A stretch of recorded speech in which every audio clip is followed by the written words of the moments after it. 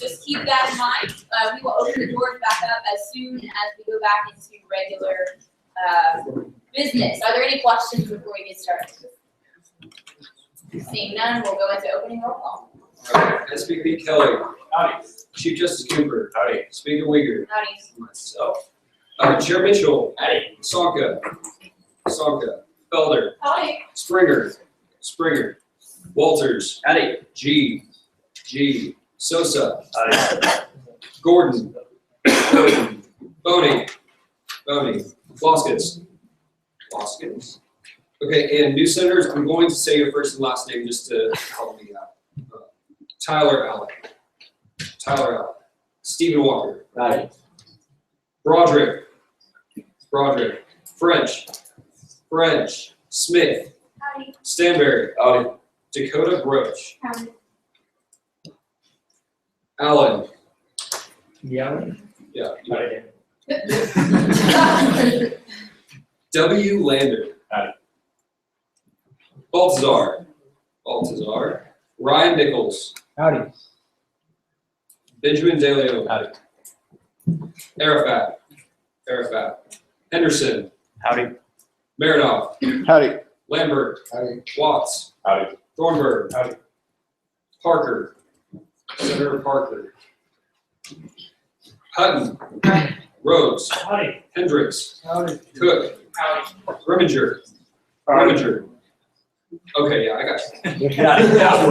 Howdy. Lapine. Valentine. Howdy. Sohel Abadat.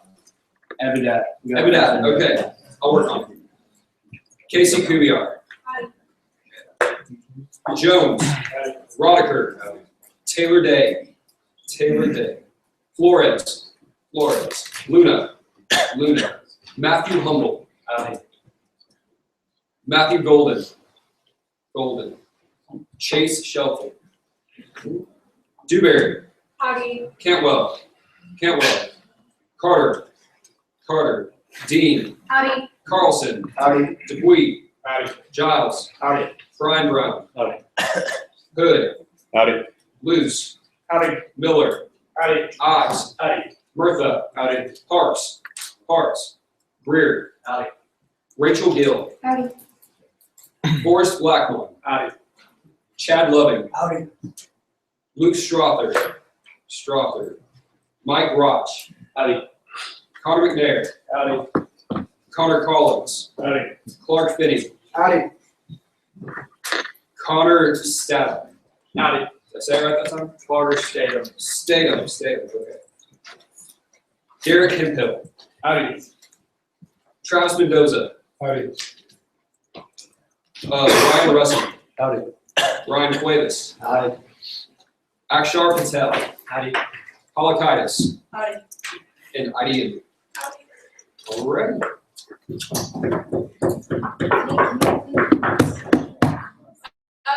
move into education and pledge of allegiance given by Senator. Please stand.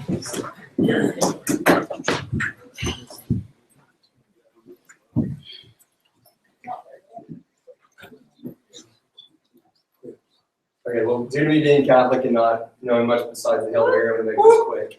All right, if you'll bow your heads with me. Gracious Lord, we thank you so much for the opportunity to serve our university and most importantly to serve you. And I ask that you send your Holy Spirit down upon us and let us do everything that we can to better A&M and to serve your name most importantly. Amen. I pledge allegiance to the flag of the United States of America and to the republic for which it stands, one nation, under God, indivisible, with liberty and justice for all. honor the Texas flag. I pledge allegiance to thee, Texas, one state, under God, one and indivisible. Thank you, Senator Murtha. We'll now have our mission statement and acting honor read by Senator Jim.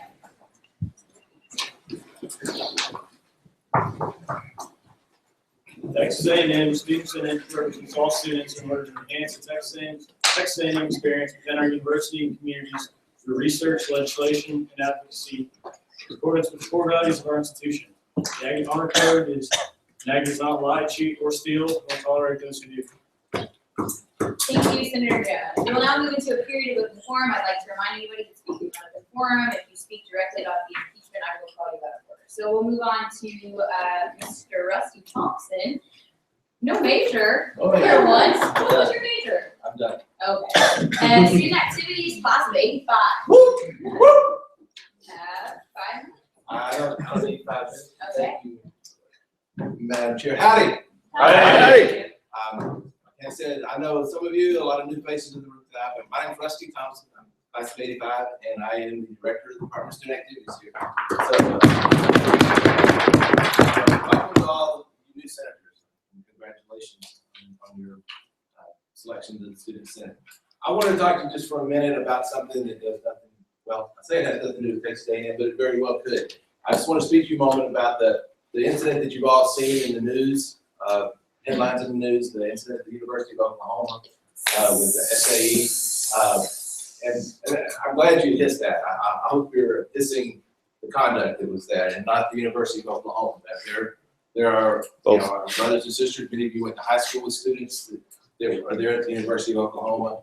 But my message to all of you is what I'm hoping you're watching that. I'm hoping you're listening to that. Because Monday morning when I woke up and I was brushing my teeth and had the television on and I saw that news report, the first thing I thought of is, well, I thought about how terrible what I was witnessing was, but I was also thought to myself, what if that happened to Texas A&M? What if I was watching the news report and that happened here? Those were our students.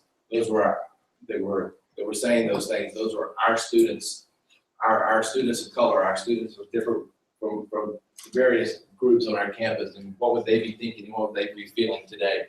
Because it could happen here at Texas A&M.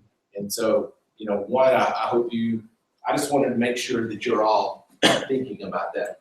That's a real incident, and it could easily happen. And so when you're looking in the mirror and thinking about, and as leaders on our campus and leading constituencies, maybe you're having conversations about that. Maybe you're having conversations with your friends. Think about yourself. Think about your attitudes, the way you speak about other people. In this world today of social media, how quickly things that people may think are funny, no matter how hurtful they are, how they can impact lives. The lives of people that you're speaking about, your life, the life of your family. I understand that some of the students that were in that video, it's not just them. It's not just their organization. It's not just their university. Their families, their little brothers or little sisters are living in isolation right now. They're hiding. They can't even exist in society. Just please think about that, because it could happen here at Texas A&M. It has no place in Texas A&M. That's not what Aggies are about. That's not what our core values are about. That's not what we stand for. But please use this as an educational moment to think about yourself, talk good about your friends. And I also ask that you be supportive of our fraternity and sorority community here at Texas A&M. I believe we've had conversations with them. I don't believe that is reflective of their attitude. Those weren't our students. And so just keep that in mind. That's all I ask of you. Be good Ags. We are good Aggies. We have a great community here, and we never want to treat others that way, and never want to have something like that tarnish the reputation of our great Texas A&M that we all love. So thanks again. Any questions for Mr. Thompson? No? Seeing none, thank you so much. Senator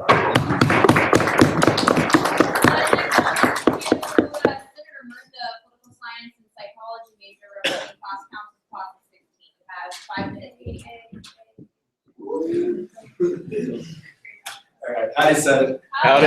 Okay, so I'm gonna use my phone because I have a lot of facts that the ring dance director gave me that she wants y'all to know. But basically, ring dance is coming up pretty quickly, and it's an amazing tradition. It's actually the last tradition that Aggies get to participate in as a student before they leave.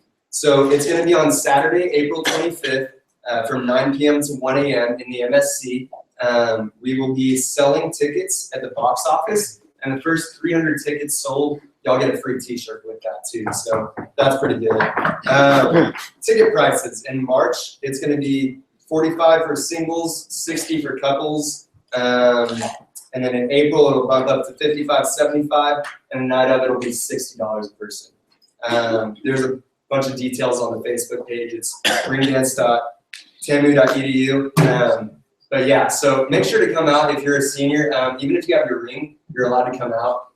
Usually it's seniors, but there's 4 different rooms. We have everything from live DJ to live entertainment music. We had a famous country singer, Granger Smith. Yeah, we had Granger Smith a year ago. I should know that. I was one of the directors, but I've forgotten.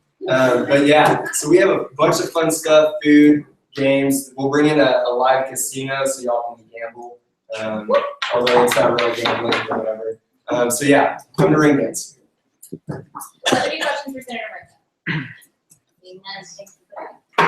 Next we'll hear from Senator Maroff representing himself in computer engineer major class of 15. Hey, what? You have 2.5 minutes starting. Howdy, Senator.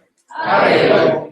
I just wanted to comment on the agenda. I think over time we had a little bit of problems with the agenda because the current agenda, there's multiple resolutions on there that have been filed as bills. I just want to say, I'm not blaming anybody, but I just wish we would have better standards for how we file it. So, thanks. Are there any questions for Senator Maroff? I have a question. Are you aware that there's a clerical issue? All right. Any other questions? Senator Brown. Senator Brown off campus, did you lose any sleep over this issue? That's one strike, Senator Brown. All right, thank you so much. Next we'll move to Senator Carlson, marketing major, class of 16. Hey. Woo! And Senator Dean, class of 16. Hey. Sorry? That's out of order. All right, well, howdy, Senate. Howdy. Scott, Aubrey, and we're both class of 16. Hey. The reason I made a point to do that again was because we were talking about pull-out day, and we'll keep it professional. What pull-out day is basically sophomore's class event, and Aubrey was actually director our sophomore year, so she can talk about that a little bit and her experience as director. Yeah, so I was really honored to serve class 2016 last year as that. So basically what it is, like you said, is the sophomore's first whoop, and it kind of shows you moving up to being a upperclassman, and as well as at that time the other classes follow, which normally people don't realize. So at that point, seniors also juniors get to transition and doing a senior wildcat and that. So basically what the event does is we sell t-shirts and stuff, and Zach's going to talk more about the cost of that. But it all raises money for the sophomore class gift, which is, I don't know if the class of 2015's gift was the Canon, and the class of 2016's was just voted on. So this is the first time really, other than Fish Fest, for the sophomores to get involved in their class gift. So with that in preparation, class councils will be selling t-shirts in Rudder Plaza pretty much every day up until the event. The event is going to take place on Friday, March 27th, so that's a couple Fridays after we get back to spring break. And where it's happening this year, normally it's held at the rec, but because of all the construction going on, it's actually in the redoing the parking lot, lot 100A, if y'all are familiar with that. So what happens at the event, like Aubrey mentioned, there's all kinds of games and food and things like that. And then afterwards, everyone kind of carries over to the baseball game. So the event is March 27th, 4 to 6 p.m. And like I said, they're selling t-shirts up until then. From 10 to 3 in Rudder. Yes, from 10 to 3 in Rudder Plaza. Anybody have any questions for Senator Dean or Senator Carlson? Senator Hood. Senator Hood off campus, is the event come and go, or do you have to be there at 4? Come and go. Okay. Yeah, come and go up until the baseball game, because it'll be like games and stuff. So. Are there any other questions? Seeing none, thank you. We'll now move to Emma Douglas. Is that, are you, what is it? Business. Oh, business. Okay, now I see business here. Election Commissioner, class of 17. Is there any stuff? Hey. You'll have 5.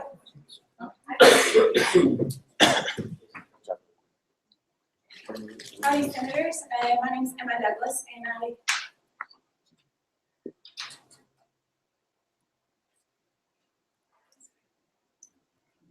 come before before you today to resign my position as election commissioner. This decision is in no way to be construed as an admittance of guilt. I believe the various J-court cases have proven that I'm not guilty of the allegations brought against me, specifically concerning the yellow elections. In our official decision of J-court case 6702, the justices say this: the procedure for tallying votes during this election was not in compliance with election regulations. However, the court does not use this as the fault of any single individual or party. The system of the instant runoff voting is fundamentally incompatible with equally rated multi-seat race. With regards to J-court case 6703 Murtha versus Douglas and Benigno, the court ruled in favor of Douglas and Benigno with a plurality vote. It was ruled almost unanimously that there was no bias or unfair ruling on my behalf, as was alleged.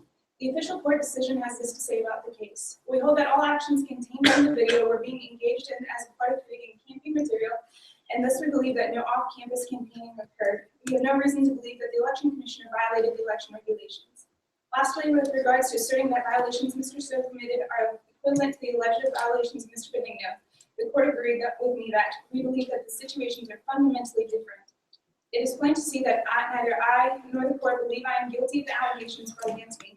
Therefore, the intent of my resignation is not in fear of being removed from office, nor in fear of what would be said about me during the impeachment hearing. It is my belief that the facts provided enable me to keep my position as election commissioner. The intent of my resignation is to save the student government organization or association from further perpetuating unhealthy and destructive dialogue.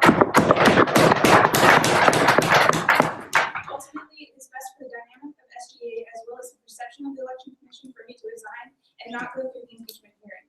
The only way I know how to stop this type of destructive and unhealthy dialogue is to simply not let it happen. The only way I know how to do that is to remove myself from the position of election commissioner. My duties as election commissioner are filled.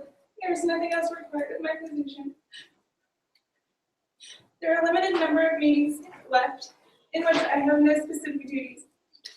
Ultimately, the dynamic of SGA and enabling it to have a positive, unified atmosphere is more important to me than attending the last couple of meetings. With that in mind, I resigned my position that I love and have served in with humble gratitude for the past year, enjoying every minute of being able to serve my fellow actors. You have a point. I'm sorry. Yes. I moved to limit the period of question to 1 minute. Yes, that's so we'll move into a period of question and answer. And is there any recognition for questions?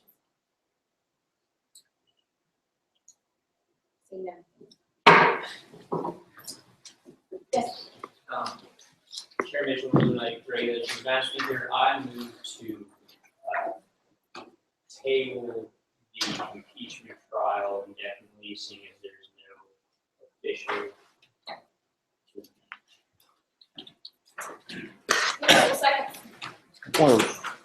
Yes, you have a point. Point of order, Madam Speaker. Yes. Until a question is introduced, it cannot be tabled. We're already to that point anyway, so if you would please sit. Okay, so we will continue. That's not allowed to happen. You guys have already made enough. So, there's been a second been made, a second to get a second. Please raise your hand.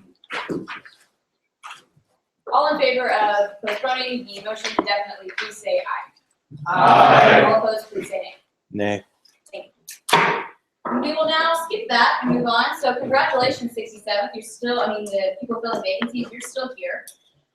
So we will move into the swearing of new senator. So if you're a new senator, please come forward. We'll have the Chief Justice swear you in, and we'll move forward.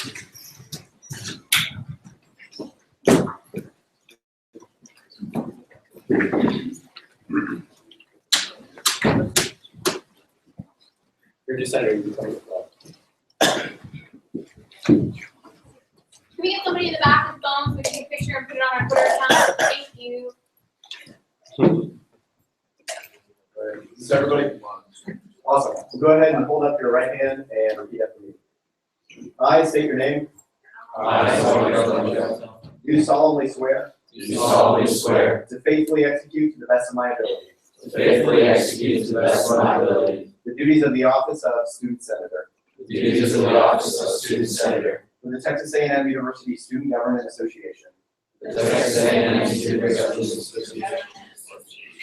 to uphold the honor of the same to uphold the honor of the same at all times, to protect the welfare of the student body at all times, to protect the welfare of the student body and to promote good relations and to promote good relations between the students and those concerned with the university. between the students and those concerned with the university. Congratulations.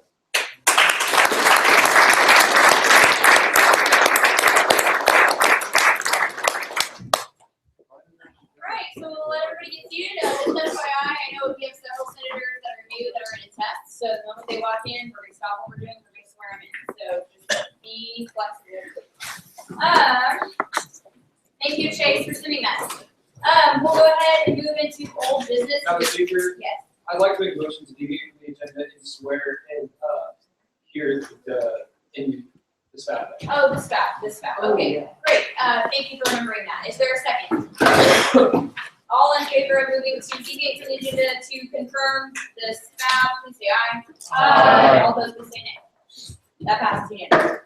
So, how this works is we're gonna have SPAB, which once again, if you are old and don't remember, shame on you, but it's the Student Affairs Fee Advisory Board.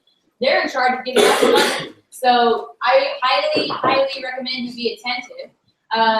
Y'all can go ahead, come down. So Kyle Kelly and myself sat on the board, Mr. Lambros, to select these individuals. So if you have any questions about the application process itself during this time of presentation, feel free to ask Mr. Lambros or myself, and we're happy to answer those for you. I would very much say that all of these candidates are, in my eyes, and in Kyle's and Alex's eyes, very much qualified, and so we're excited for them to come before you.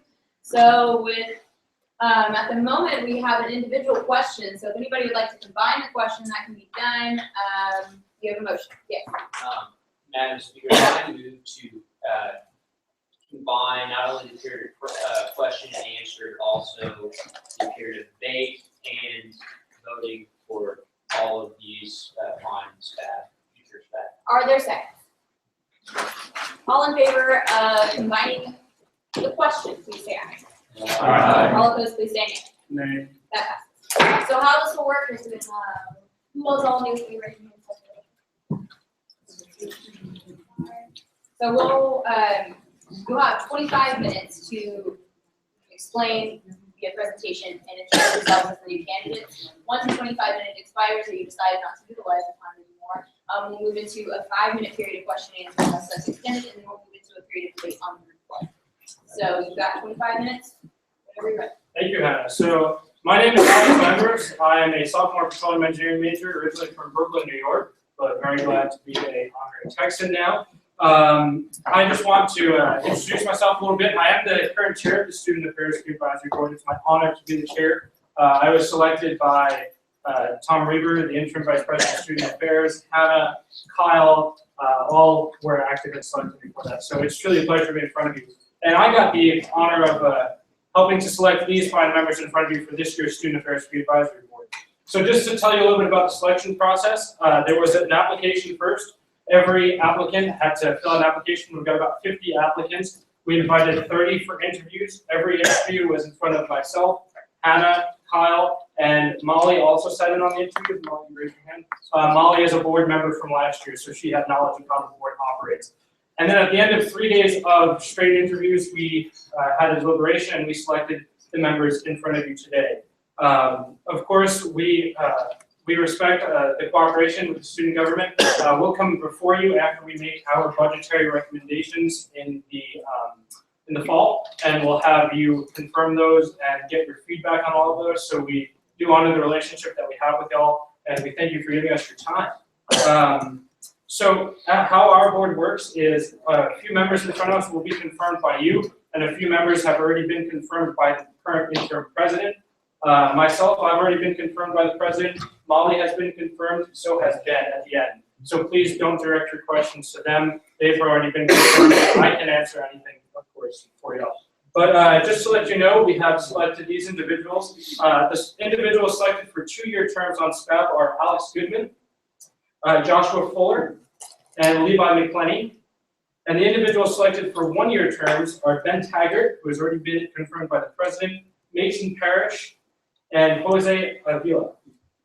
So I'm gonna let them give their own introductions and then we'll take any of your questions, all right? Thank you. Howdy. Howdy. My name is Jose Avila. I am a junior political science major with double minoring in history and Latin and Mexican American studies. I am from Mission, Texas, Irvine Valley. Ooh, there we go. More importantly, I'm the loudest proud member of the Fine Six A class of 2016. Hey! Howdy, I'm Liaison. I'm currently a fifth-year undergrad in electrical engineering. More importantly, I am an extremely proud member of the Fine Texas Ag class of 2014. Hey! Howdy. Howdy. My name is Alex Simon. I'm a freshman poli-sci major, history minor from San Antonio, Texas. But more importantly, I'm a loud and proud member of the Five Texas Ag class of 2018. Hey! Howdy, my name is Joshua Fuller. I am a sophomore psychology and Spanish double major with a minor in neuroscience from Flagstaff, Arizona. But more importantly, I'm a loud and proud member of the Fighting Texas Aggie class of 2017. Hey! Howdy, my name is Mason Parrish. I hail from Cutty Chute, Texas. Redneck capital of I graduated just last year, class of 2014. Hey! Woo! Proud member. I graduated with agricultural economics, working on my graduate degree currently at the Bush School, and I'll be graduating with a master's in public service administration. Okay, howdy, sorry. Howdy.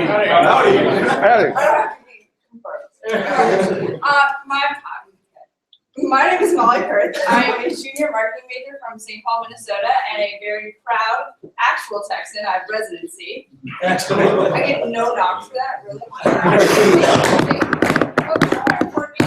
am the loudest and proudest member of the Five Texas Ag class of 2016. Hey! Hello everyone, my name is Ben Taggart. This is my second semester here at A&M, and I'm very happy to be on the board and to serve this great university. Class of 2016. Still learning all that. I apologize. Don't hate me too bad. Again, just proud to be here, and I hope to meet every one of y'all and do good things. Alrighty, so we'll move on to the questions. If you have any questions about the board in general, I can answer those. If you have any questions to the individual members, just send them their way.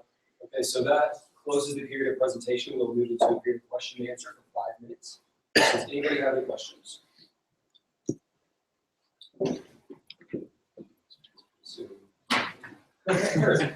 Chair Mitchell, rules and regulations. So I'd love it if you guys just went down the line for those of you being confirmed today and talk about what got you interested in SPAB, why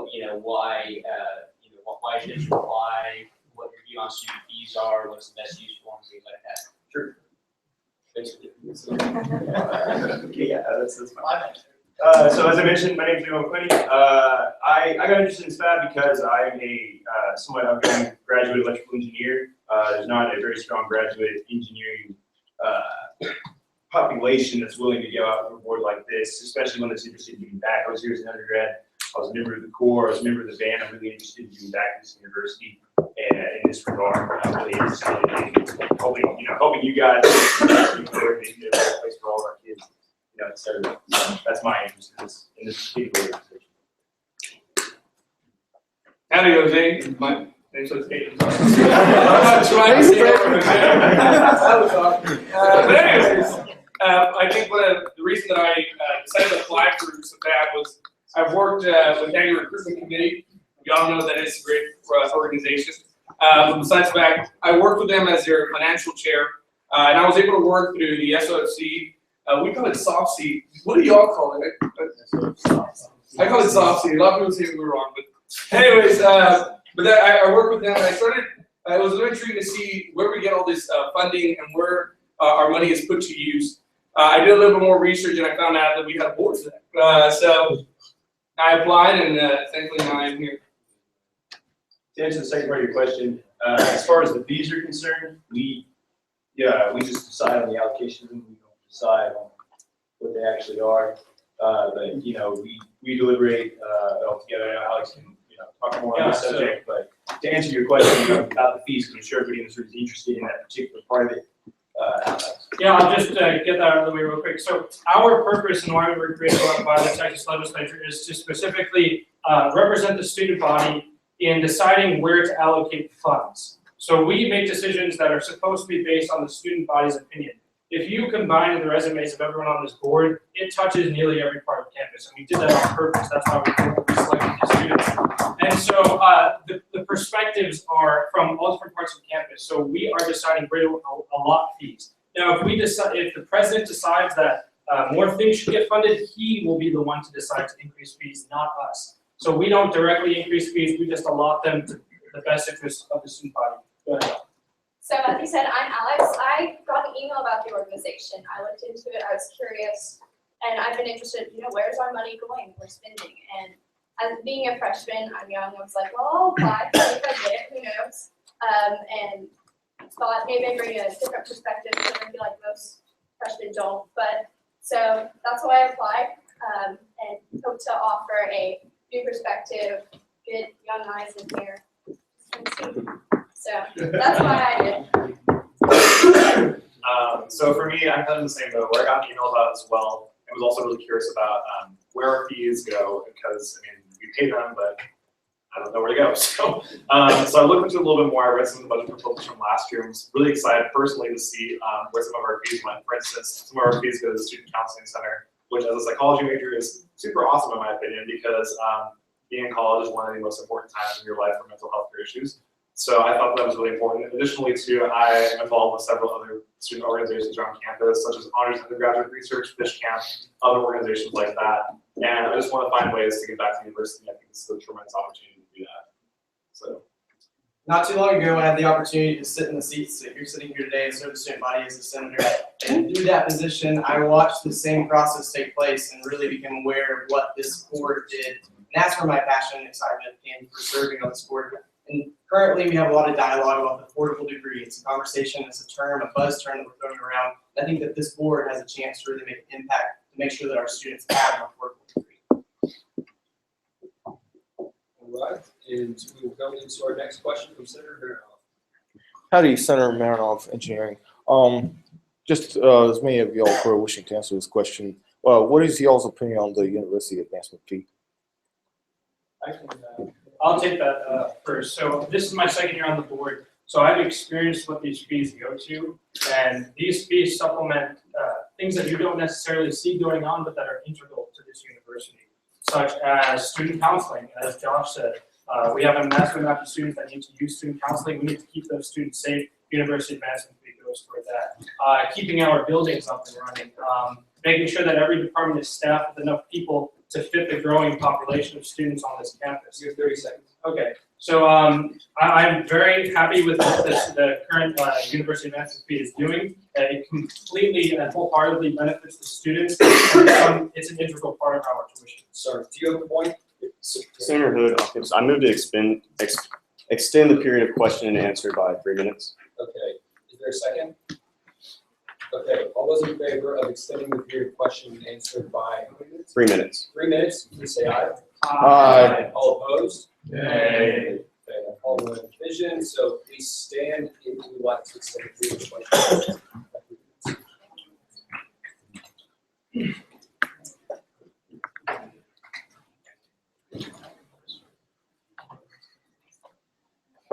Okay, sit.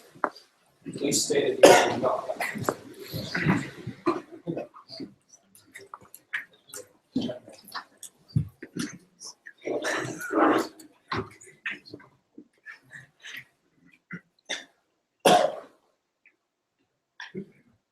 Okay, with a vote of 19 to 17, with a lot abstaining, we will continue this period of question, or add this period of question. So you may continue with what you were saying. Does anyone else want to contribute to that?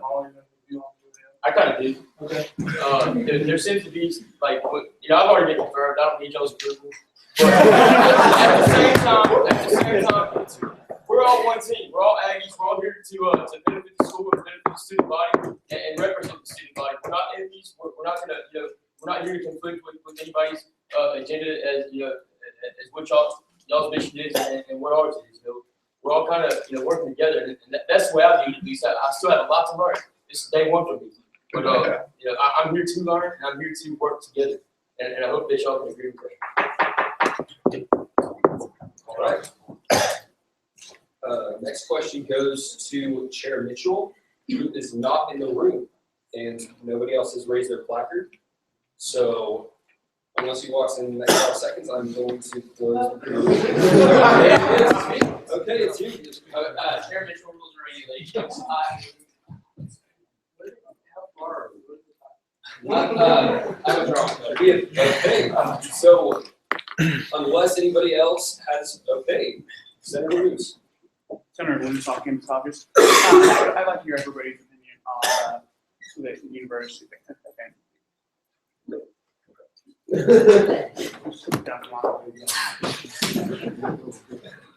Should you just wait for this one? I don't want to waste any more of y'all's time, because I think Alex and Beth basically said. Yeah, we're really all gonna I just want to get this through, get this out there. They are just selected, we just met each other for the first time as a group. They haven't gone through budgetary training, so they don't know the details about the UAS that I know and that Molly knows about it. So they could talk about it, maybe they do know about it, but I don't want you to expect them to know everything about it because we haven't trained them yet. And we will do that comprehensive training going forward. Okay. Yeah, absolutely, thank you. Chair Mitchell. Chair Mitchell, rules and regulations. I thought it was a question I was going to ask you specifically for you. What's your name? Sir, Alex Lambert. Alex Lambert. No, that wasn't the question. Too easy. Yeah, too easy. So as far as the budget of the Texanium system, or if I don't know if y'all are the system or just Texanium, how far down can you get when you look at it?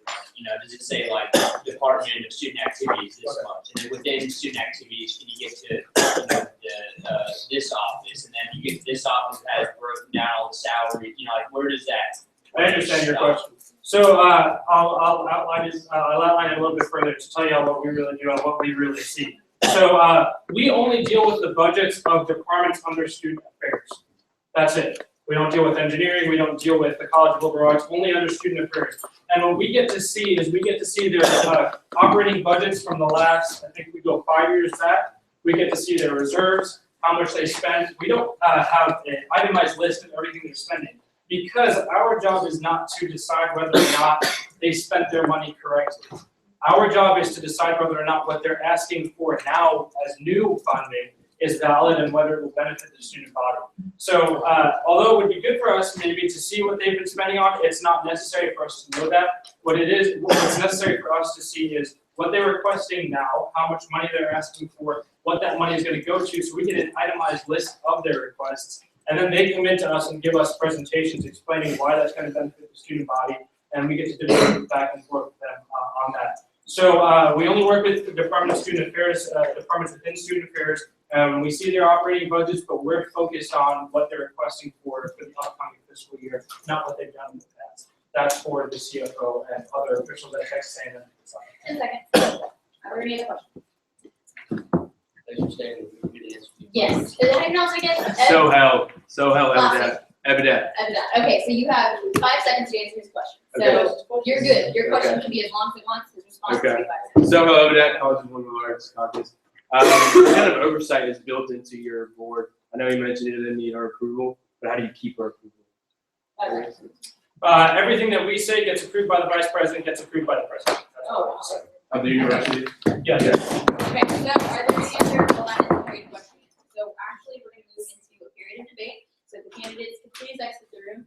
Mr. Lambert, you're welcome to stay. But everybody else can exit.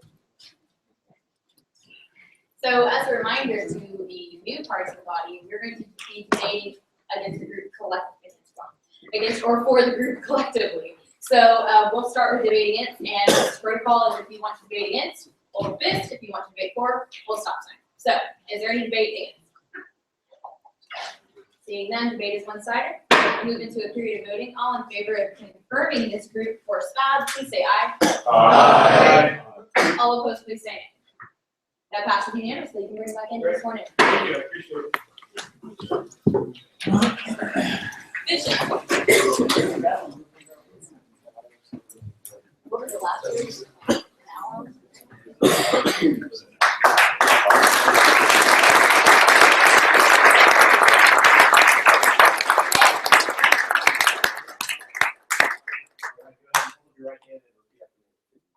I state your name.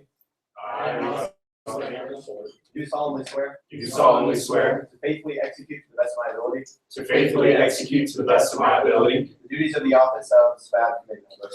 the duties of the office of SPAB committee member For the Texas A&M University Student Government Association. for the Texas A&M University Student Government Association, To uphold the honor of the same. to uphold the honor of the same At all times to protect the welfare of the student body. at all times to protect the welfare of the student body And to promote good relations between students. and to promote good relations between students And those concerned with the university. and those concerned with the university. Congratulations. Thank you very much.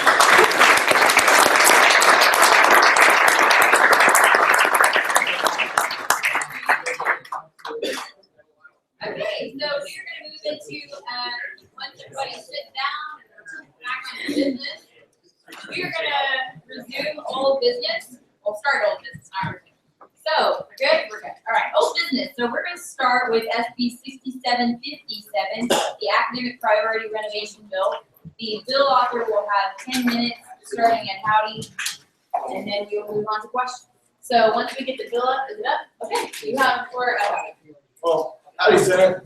Howdy.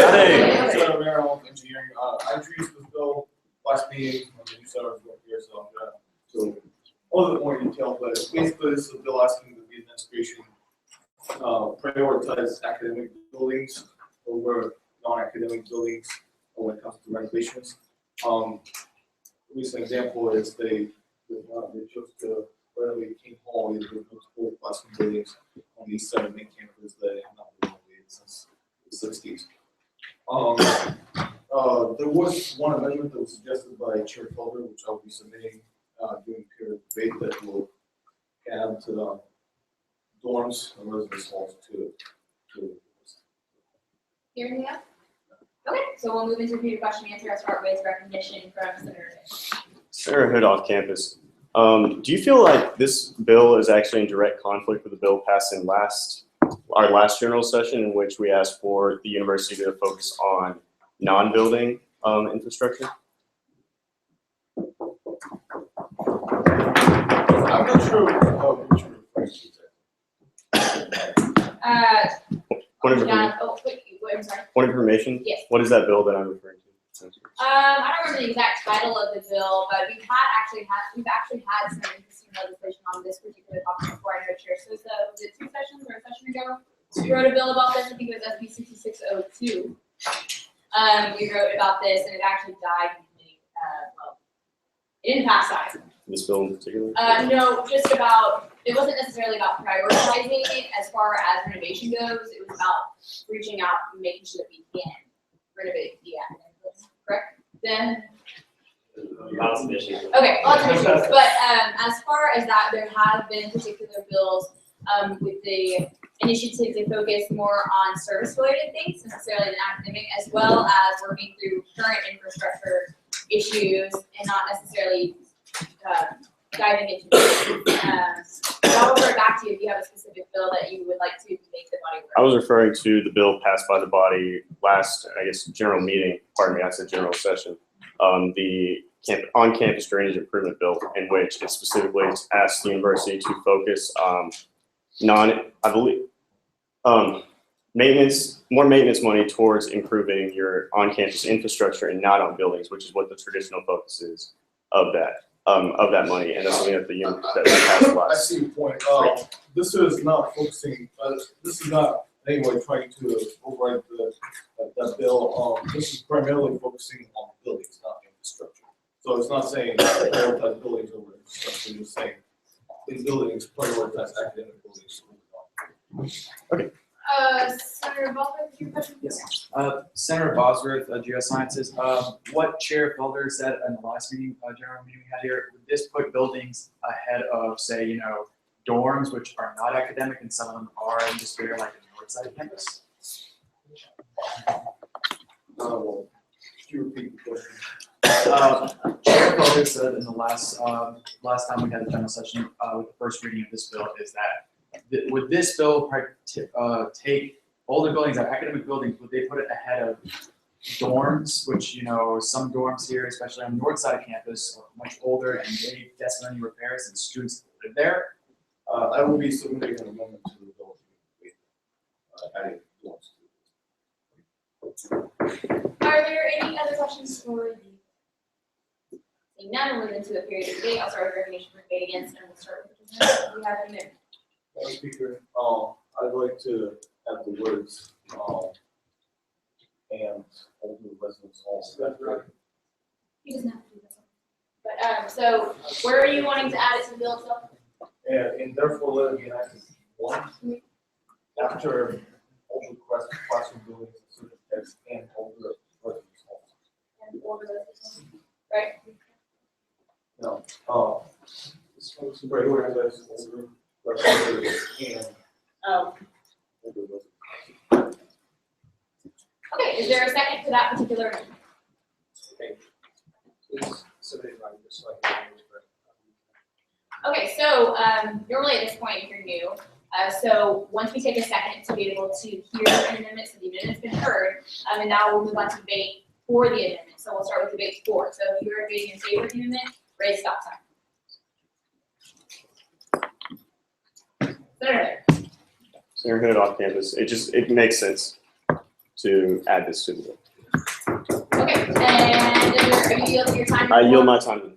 Okay, so we'll go with debate against, and I'll start with Chair Felder. And you have two minutes.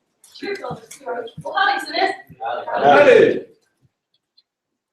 In the last Senate meeting, I did mention, I guess, an issue I had with this bill regarding priority and dorms and whatnot, because students, I think, do end up spending more time in their dorms than they do in academic buildings, and that was of a concern to me. And I do truly appreciate Senator Marinoff taking the time to submit an amendment for this bill, taking into consideration, I guess, some of the issues I had with it. However, I do think that if we add this as an amendment, it kind of defeats the idea of priority, because if you think about it, academic buildings and residence halls make up the majority of buildings on campus anyways. Like, if you think about it, compare the number of residence halls plus academic buildings versus what buildings we have left, which are, MSC, few administration buildings. So I just think that it just really defeats the purpose of the idea of priority. And I'm gonna be honest, I don't support this bill in either form. I just don't think it's really well thought out, and I think you can't just give priority to a certain building because it's for academic purposes, or it's for residence purposes, or it's for administration purposes, because we need all of those types of buildings on campus. We need places for people to work, we need places for people to live, we need places for people to learn, okay? And I just don't think it's good to say that one is more important to the other when all of them add to the education and quality of student life here on campus. With that, I move to the previous question.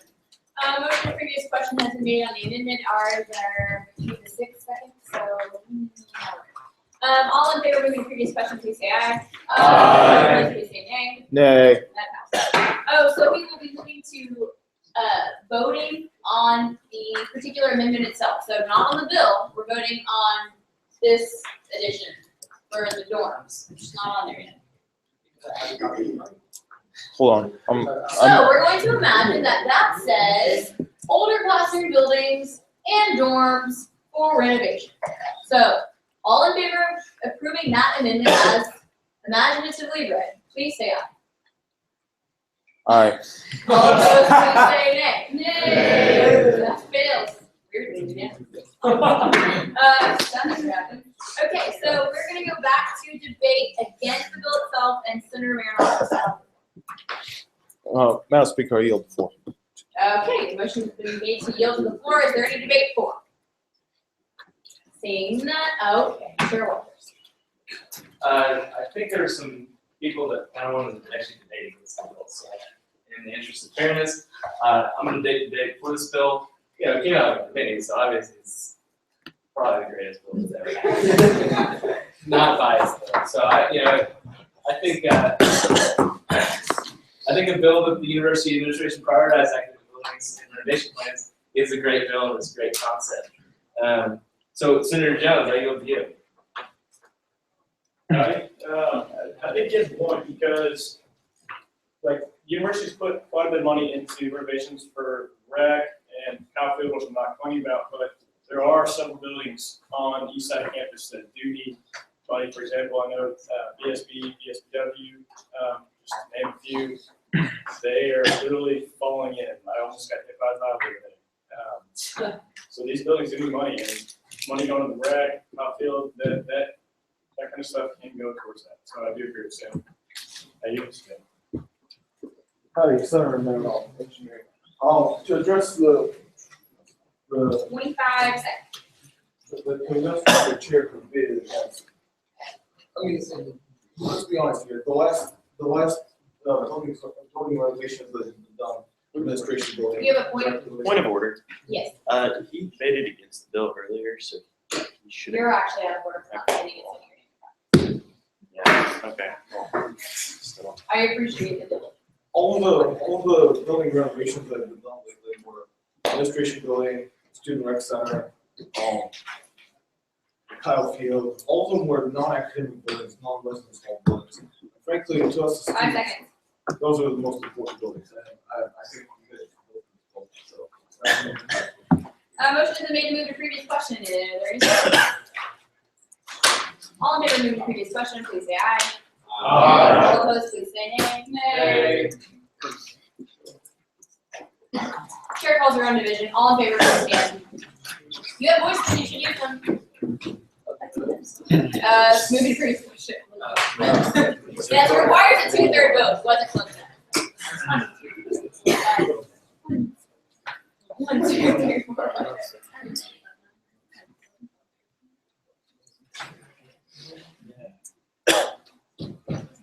All right. All opposed, please stand. Well, that passes. For something, use your voice so that we don't have to do that. Okay. So we're going to move to voting on the bill. So all in favor of passing this bill as read, please say aye. Aye. All opposed, please say nay. Nay. Okay, so we'll move next on to SB 6771, the faculty tenure revolution bill. Revelation bill. Revelation. I like revolution better.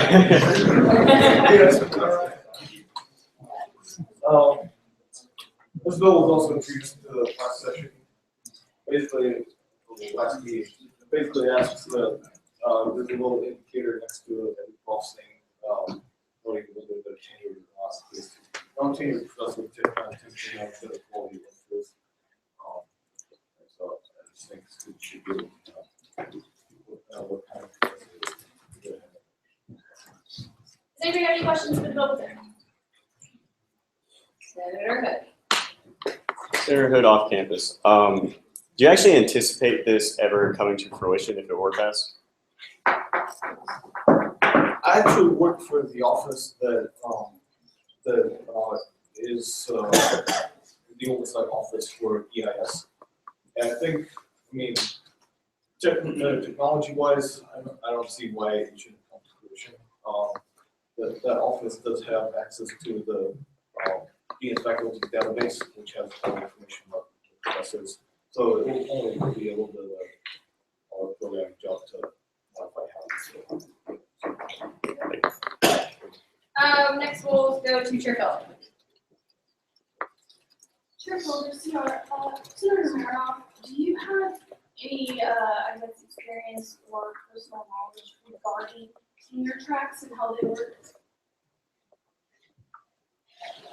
Can you define personal experience? Apparently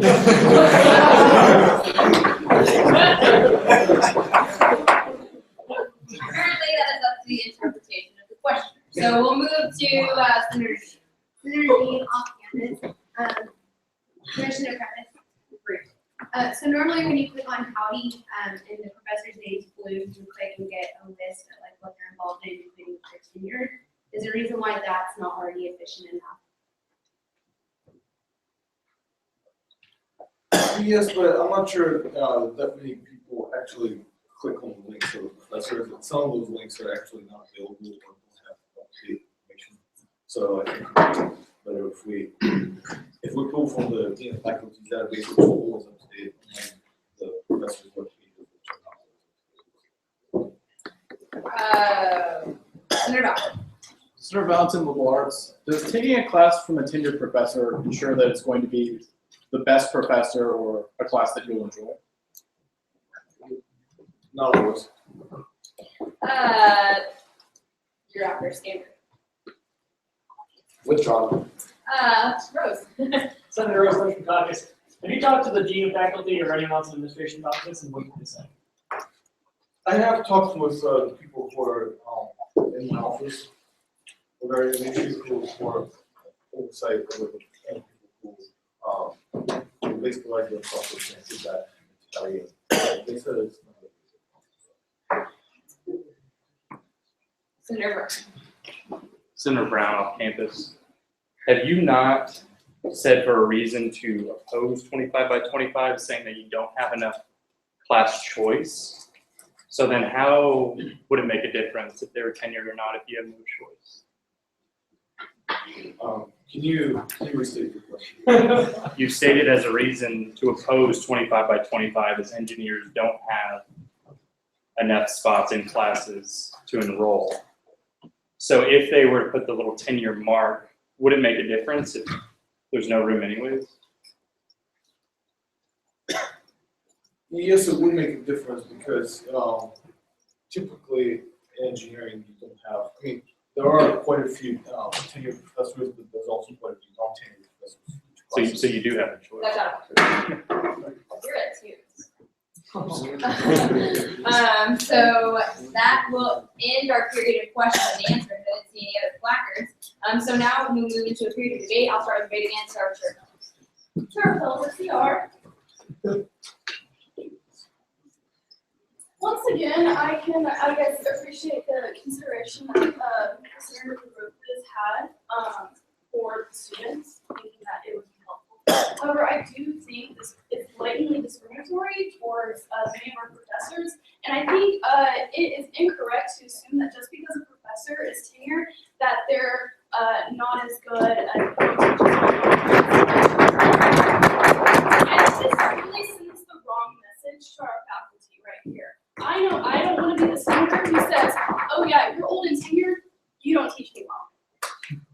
I mean, who wants to hear that? And as leaders, I think it's up to us to work with the faculty, and whenever we have issues, to approach them in a open-minded way, in a way that is not disrespectful and discriminatory. Also, I just think the author of this bill honestly doesn't know how tenure tracks work and how the whole process works with professors. I just don't think it's well researched. I don't think it's well thought out. And with that, I yield to Senator Stanberry. Senator Stanberry called it back. I'm going to take a different approach at this. I just don't really feel like this is necessary since it's already publicly accessible information. So I mean, if you are concerned about this, there are other channels to access that information, and I really don't think it needs to be right on the front page. So 30 seconds. With that, I guess I yield to the floor. Senator Valentin. 20 seconds. I don't think that this bill is necessary because I don't think if a professor is tenured or not would have a like an influence on whether a student should take a class or not. I've had professors that have been great that have been graduate students, and I've had professors that have been terrible, and professors that have been great that were tenured. I don't think that tenure is a thing that qualifies a professor as good or not, so I don't think this will help the students in the long run. Okay, so now we'll move to debate 4. As already offers. Howdy, Senator Mayor. I'm not in any way trying to be trying to create animosity between us and faculty. My point is simply, tenured professors are usually more focused on research. They just don't have enough time to dedicate to the work. I don't have a problem with tenured professors. I've had good tenured professors.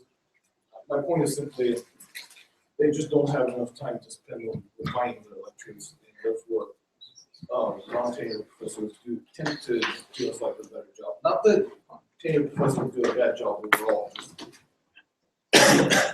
in general, they have less time to devote. And I yield to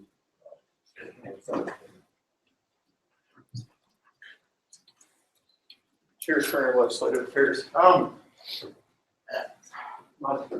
have a slight problem with this bill, and that's with whereas 1 and 2, which are somewhat based on presumptions, because there's not a clear consensus. I mean, obviously they're tenured because of their term here, and they've had some experience. So I don't agree with the first two, and I'd like to offer an amendment to strike whereas 1 and 2 from this bill. But then I think the rest of it, just whereas 3, and then the whereas, therefore let it be enacted.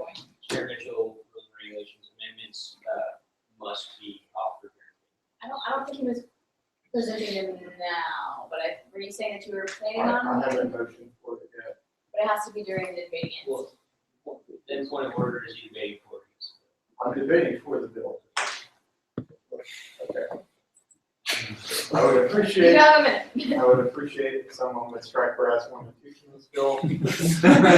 Because I think for some people, it would be handy to be able to see from the registration page, because I honestly didn't know until now that information was available. So there's some merit to what he's saying. I just don't think the top 2 accusations need to be made. Might be handy, that's fine. With that, I really don't have anything else except there's no reason to be against just putting the letter T next to it. Senator Hood, off campus. So a word has been thrown around several times in regards to this bill, and I think it does have by and large a larger application for this body, and that's the word intent. The intent of this bill is said to make sure that students are well informed of what they're doing. It's not anything to necessarily attack, if you will, faculty or professors, but the way this bill is presented and the way the bill is currently worded, it does come across that way. And that's to do with something called perception. And as I'm standing up here, I would just like to encourage the body, as this bill is a proper example of whatever you're doing, there's a perception that goes behind it. The perception behind this bill is definitely an attack on faculty, an attack on your faculty as a whole, especially tenured faculty. And so in everything that we do, we want to be sure that we make sure that both our intent is pure, because oftentimes we have things that our intent is pure. We also want to make sure that our perception and the way that we present it is also as pure as the original intent. With that, I yield to Chair Mitchell. Chair Mitchell, rules and regulations. I would disagree with Senator Hood in that I don't believe that the intent of this will be viewed like we're attacking faculty. However, I do want to make a note that there are several things Student Senate has pushed for that have been put on Howdy, such as the syllabus link. So that's something the Senate did quite a few years ago. And however, I think that this is a little bit over the top. I don't think most students need to know if their professor's tenured or not. I also would like to note that most of the people debating for this bill are engineering majors. So I think maybe engineering professors are a little rough when they're tenured, tested maybe just as difficult. However, the lecture, the teaching isn't there. I personally love tenured professors in liberal arts because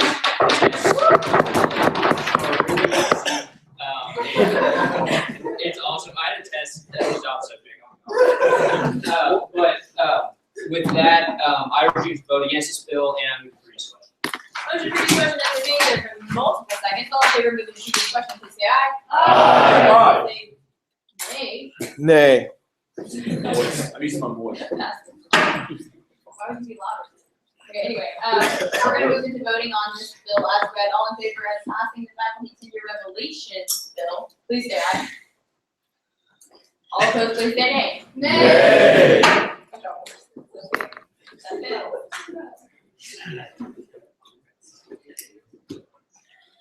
Well, now we're going to SB, why did it jump from, okay, never mind, SB 6777, the open access materials bill. The bill presenter, the bill presenter on here, who's the bill presenter? Point of information. Oh, that's right, never mind, okay. Is there a senator sponsoring that bill? Because if there's not, then wouldn't that be considered out of order? Yes, it is technically in committee, because I read the report, it's supposed to say Carlos. So Carlos is the one that put the bill on there, but I guess he can make a motion. Okay, go ahead. Madam Speaker, I motion to table this bill, until the end of new business because I know that Carlos is coming. I think that's a great idea. 30 seconds. All in favor of tabling until the end of new business, please say aye. Aye. All opposed, please say nay. All right, we're going to SB 6770, the Century Tree Bill. If we don't know, and you'll have 10 minutes. Senator Polakaitis, University Department. First of all, I would like to apologize for not being in dress code today. I had a wardrobe malfunction, but anyways, new senators do not wear jeans, as I say, not as I do. But yeah, and so this is just the second reading of this bill. Nothing really has changed except that we added some more people at the end to say. For those of you who are not familiar with this bill is basically asking that the university place signs around the century tree requesting that they do not climb or hammock or do anything on the actual body of the century tree. Senator Polakaitis had an interaction with people who were actually hammocking in the century tree, and that's what kind of inspired her to write this bill. And so that's the purpose of this, just asking the university to put a couple signs saying respect the tree. It's something that we really care for and something that's a value to Ag Commission respects it. And just to clarify, these would be small, pretty unobtrusive. We're not talking about like neon signs or anything. With that, Those questions. Okay, are there any questions for the bill? Seeing none, thank you. We'll move into a period of debate. I'll start with recognition for debate against. Is there any debate against? Seeing none, debates on side, we'll move into a period of voting. All in favor of passing the Protect the Century Tree Bill as read, please say aye. Aye. Please say nay. That passes unanimously. Okay, so we'll move to SB 6776, this bill. Is that also a claim? No, it's too. Okay, great. So you can come forward. Well, Howdy Senate, this is a pretty simple bill. Basically what it's asking is for the syllabi to be posted on not only Howdy now, but also eCampus, so students have direct access to the syllabus on eCampus that have to go back and forth from Howdy, like we're currently having. Pretty simple. Okay, are there any questions for the bill? Seeing none, yeah, okay, Yeah, yes, sorry. Mr. Walters. Actually, point of information first. Yes.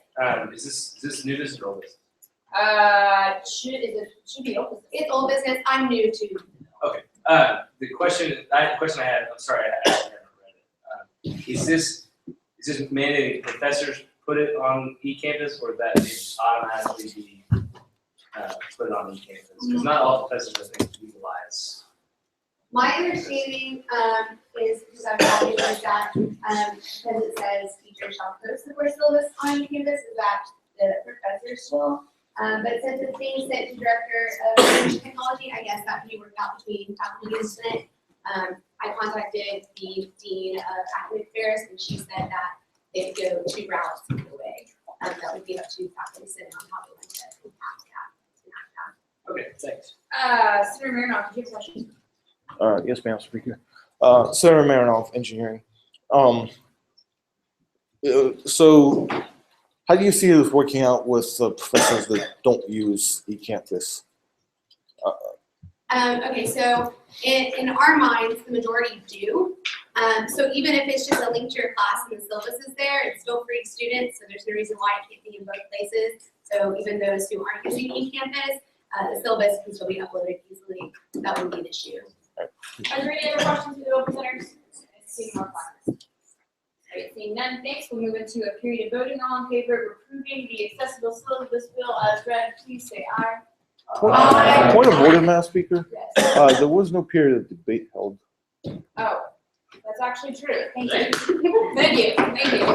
We've just been so unanimous lately, it's like we don't even need to. Okay, anyway. So I'll start with recognition for debate against. Is there any debate against this? And seeing that debate is one-sided, move into a period of voting. All in favor of passing the accessible syllabus bill as read, please say aye. Aye. Opposed, please say nay. That passes unanimously. I mean, not unanimously, almost unanimously. Sorry, I was gonna stop. Okay. Okay, so we're gonna move on to new business. Keep in mind that the open access will be at the end of that. So we'll go to SB 6781, the Carpool application.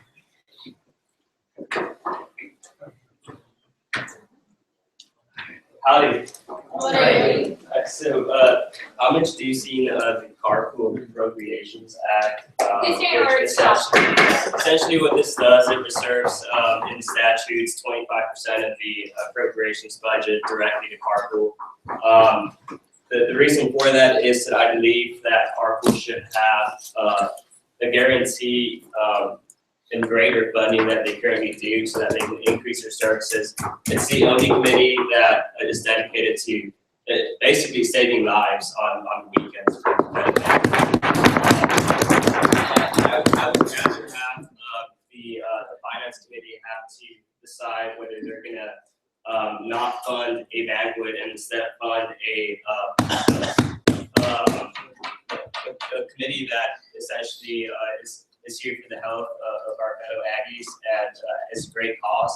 I know that there are some other things that needs to be looked at, and that's why it's going to committee. I've already talked to the Carpool chair, and he's gonna be at the Rules and Recs meeting whenever that is. If our finance chair shows up, then he can kind of give his 2 cents. But yeah, that's what the code does. It's pretty simple, 25%. Okay, so we'll move to questions. Just really quickly for the new senators, just for clarification, we will not be debating on this bill or voting on it. It'll be going to committee. So just keep that in mind. So I'll start with recognition from Carpool. Senator Sosa, or Chair Sosa, about what percentage of the SGA allocations have been allocated towards Carpool in the last couple of years? I know you were finance chair a couple of years ago, so I was wondering if you could give us any insight on that. Specifically around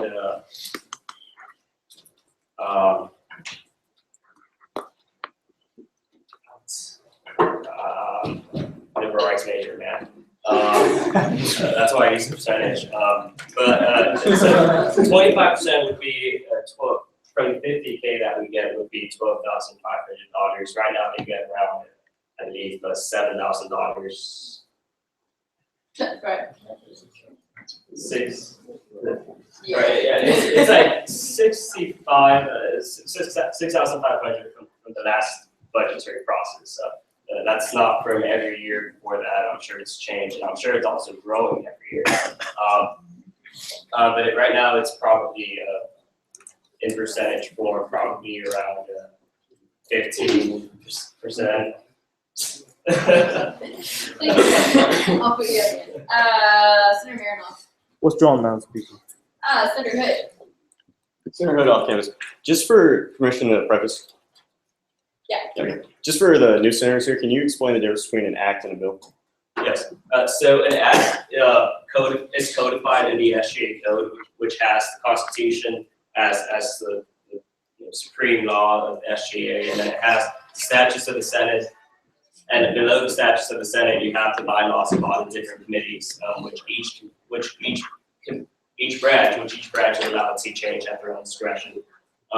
So a statute basically, as opposed to a bill, if passed, would stay in SGA every year. It would, unless it's repealed or amended, and a bill expires at the end of each session.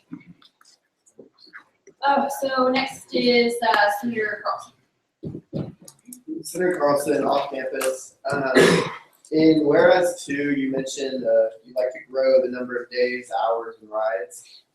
Do you have a specific day or hour, or is that to discretion of that? Right, so it It should read or, and that's why it's going to committee, because there's changes that need to be made. And that's why I want to bring in Carpool because one, I want to find out if he wants this to happen. If he doesn't, if they're not, looking at the feasibility of growing right now, then I don't think it's right for us to pass this and force it on them.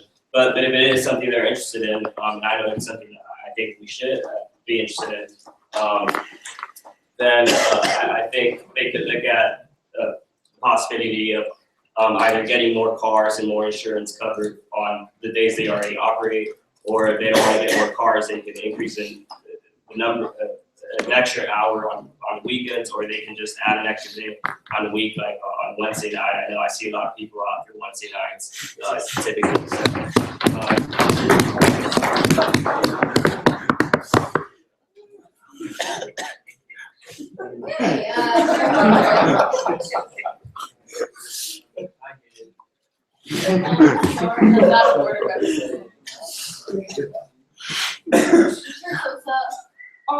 This is, I guess, a two-part question.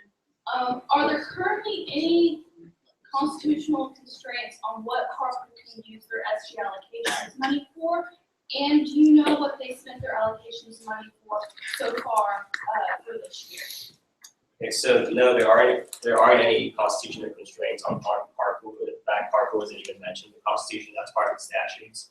And two, I will ask the Carpool chair to bring in his finances for the current year and previous years too, to the Rules and Regulations Committee, so we can dig out their expenses and revenue as well. Thank you. With about 50 seconds remaining in question and answer, Chair Turner. Chair Mitchell. Chair Mitchell, Rules and Regulations, Commission preface. Carpool receives right now, last year they received $6,847, which is about 13% budget. I was wondering if there's some particular instance that motivated you to write this bill, like with your time, and actually, how could this extra money fix that? So I actually rarely take Carpool. I think that some of y'all might be aware that I started an organization on campus that's dedicated to educating students, and it's growing right now. It's a new organization, so it's not big. It's dedicated to educating students on the dangers and risks and legal consequences of driving under the influence. And I think that if we have this organization on campus that could help accomplish that goal, why not give it a little boost? You have a point? Yeah, I motion to extend the period of question by 1 minute. Not from our documents, but I motion to extend questions for 1 minute. I said it. Say it first. I'll give it to you. So, you continue. That's going to committee. What? It's going to committee. I do, yeah. What information, we have to vote on whether or not we want to extend the question time for. No, we was actually in order. So, I thought you gave it to me. no, I said as in sit down. So, if you'd like to make a motion, you can go for it. Chair Mitchell, Rules and Regulations. And that is what to do. Okay. I motion to send this to the. There are seconds, all in favor of sending this to our please say aye. Aye. That passes unanimously. Okay, so next we'll move to the Internal Senate Development Bill, SB 6782. So if you as a bill presenter, you can please come forward. You'll have 10 minutes. Reminder, this is going to committee, so. Also, as a courtesy to the new members, you don't always have to make a motion for it to be sent. Regardless, once the period of question and answer expires, if you decide to extend or not, I'll send it. So don't worry if that's something that you have to ready. Just for clarification. Ready? Well, howdy, Senate. Howdy. So, Senator Hood, just real quick clarification. The main bill writer, Abby Hutton, is not here right now. She was the one who was going to be doing the presentation on this. Not sure where she is. I actually wasn't aware this was coming before. He has a interview or something with Walmart. Oh, that's right. Yeah, he's got some big job, which is awesome. But, so, this going to committee, I plan on being in that committee meeting Please stand in order. because I think it's very important. But the point of this bill is advocating that, student senate really increase the number of development days that we have within our governing body. Right now, there's only, a development day required for new senators, a development Stay in day required for new senators for a new session or senators who are sworn in, as many of you just went through. And we believe that that 1 hour that happens is not enough to really prepare you to be able to fully serve the student body. And so what we are requesting, what this bill is basically doing is asking that we increase the training for our senators up front and create more opportunities throughout the semester where they can have that more experience and learn more about what they're trying to do to represent the students. You have a point? Chairman Schwartz and regulations. Point of information, where is this bill on? It should have, one, it should have been sent out in the email, because I'm very catchy. Two, it should be a new business unless somebody screwed it around. So, along with Abby, we're the freshman senators right now, so we came in the fall. We missed all the cool things that you senators got to go through. And frankly, we thought that, we weren't quite as well prepared as we could have been. Both Abby and I did things like, boys state, girls state, to learn some kind of political things. Not everybody loves to debate, but not everyone does that. Not everyone has an experience. It's not everyone is quite as well prepared. So this bill is trying to help those of you who are new senators, those of you who are like me, and the class of 2019 freshman senators who will be coming in shortly. Wonderful. Don't hit sags. That's awesome. So basically, it's just trying to help the new senators coming in. I'm providing you guys, providing future new senators with more opportunities to develop the skills needed to be a competent, effective senator. All right, we'll move to questions starting with Senator Dean. Senator Dean on campus. So it says additional monthly activities. Can y'all kind of clarify on how many extra activities a month y'all foresee happening? Okay, so again, this is going to go back to me, but what I would like to make very clear is that my understanding of what Senator Hutton and we've been talking about is not necessarily that there be 5 development days every. What we're requesting is, it's not necessarily an entire hour. It's the additional development activities, such as a 30-minute review on parliamentary procedure, for example, or some other training of some other sort, like how to reach out to constituents, how to do this, how to do that. And it would be something that would happen. I anticipated, I think we should change the language, in my opinion, to at once a month minimum, but that would be something that, and again, this would also, we didn't mention this, but it would also count as we would like it to be counted as a method to make absences if someone's not able to make something.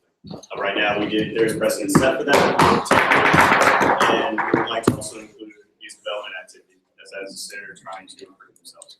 A big part of this is the discretion of the pro tem. So if Brandon wants to run, 30, one development day every day, he can do that. But I wouldn't. Okay, so with 2 minutes remaining in question and answer, I'll move to Chair Bell. I move to Motion is made to send this bill to Rules and Regulations Committee.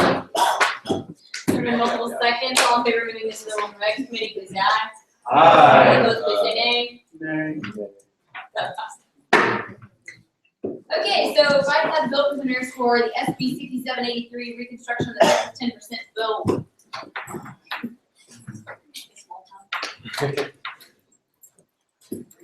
You got 2 minutes starting at. All right, well, howdy, Senate. Now, back in 1997, there was a bill put in the state legislature, which obviously it's bill 588, but as most of you know, it's called the 10% rule. As many of you know, as long as you're in the top 10% in your high school graduating class, you'll be granted full admission to a Texas university, whether it's, that school down in Austin, or that school in Lubbock, or, University of Houston. This bill was originally meant to actually help, many local persons to be able to, go go and get a good quality education here in Texas. Me being out of state, obviously this will really help. But either way, Aggies look out for Aggies, and also Aggies look out for Texans. One of the big issues is that this bill has not done what it's been told. Primarily because of, well, one thing. I'll give you an instance. I went to a pretty large high school. This high school is, academically well off. My valedictorian class, there was like 27 of them. They all went to, Ivy League, like Harvard, Yale, Cornell. I barely made like the top 23%. Our rival high school, which was only known good for football, basically was not really geared with their academics. I found out halfway through the year that if I would have transferred to that school, I would have been the number 3 student. Number 3, easily. So putting that to perspective, if say we moved my house and those high schools from Las Vegas to Texas, and say if I did transfer, I wouldn't have to deal with any of the hassle of going through admissions and things like that. I think that's wrong. For one, all of us here, pretty much took time and effort for most of us to actually get into admissions, to actually go through, write papers, actually, put in our resumes, show us our transcript, and prove that we deserve to be here at Texas A&M University. Now, I'm not saying that, for those that are admitted to the 10% rule, it's like, oh, you barely got any luck. I'm saying that there's a flaw, because obviously with students like that, students that get admitted to 10% rule, some of them aren't, I'm not going to say, act well, but say that, they really didn't have to go through the admission process, and at the same time, they weren't as, rigorously looked over through the admissions to Texas A&M than the rest of us, which I think is kind of like a crime against everyone else. The big thing that I want to do is, for one, back in 2007, the Texas House State Legislature decided, hey, we're going to try to see if we can do this from 10% to, something nominal, like 8%, top 8%. That didn't work. However, a couple of years later, a couple of administrators from the University of Texas decided, hey, we're going to put in our own bill for just our school. And they got it passed. It is now at the University of Texas, they'll only take the top 7%. Just University of Texas, top 7%. While A&M and at Texas Tech, at the University of Houston, we still have to abide by the 10% rule. I'm sorry, but just because you think you're a great university per se, and that you're based in our own state capital, doesn't mean that you get to bend the rules and say that you're special. What I'm saying is simple here. With my bill is simple. I want to get the same, well, I wouldn't say treatment, but the same privilege that University of Texas has as a giant state institution. I want to be reduced from 10% to 8%. The University of Texas has that 7% right now. And also, I want to put in another. Sorry.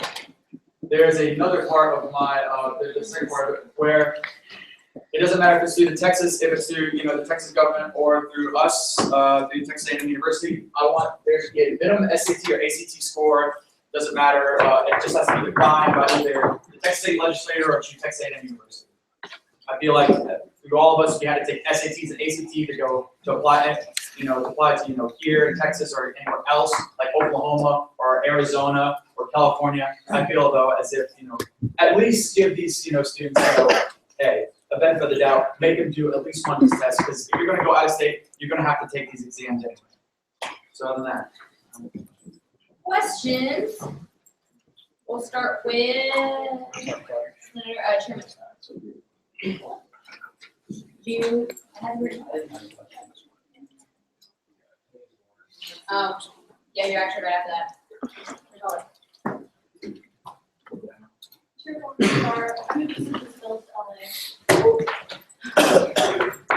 Motion has been made to send this bill to the Legislative Affairs Committee. There were multiple seconds. All in favor of sending this to LA, please say aye.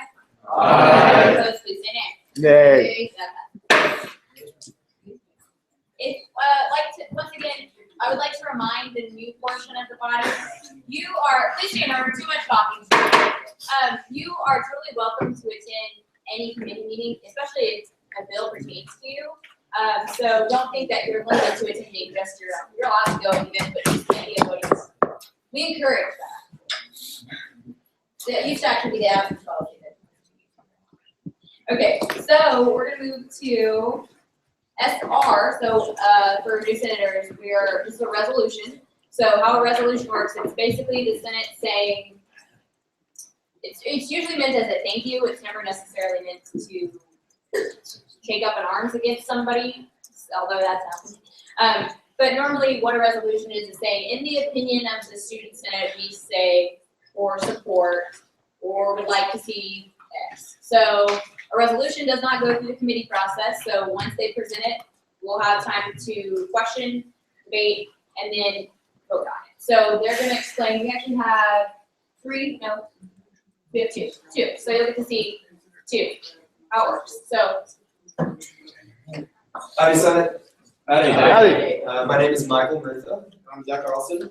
And Zach's gonna start us off with this resolution and the background behind why it's. So as I'm sure many of y'all are aware, the University of California at Irvine recently, their student government association passed I believe it was a bill or some piece of legislation banning the hanging of an American flag in working with like common areas or secluded areas. So basically saying that the American flag is a symbol of patriotism and that's offensive to certain people.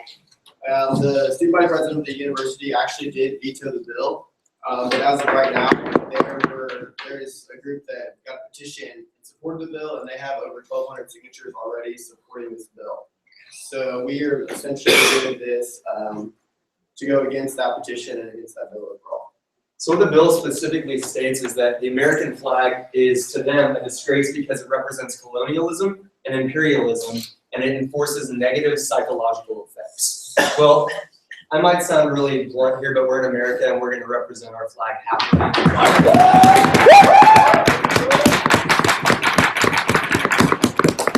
asking that you pass this resolution and that we stand for our country and show California Irvine, those 6 senators and the 1,200 that signed that petition that A&M doesn't stand for that and that we're proud of our flag.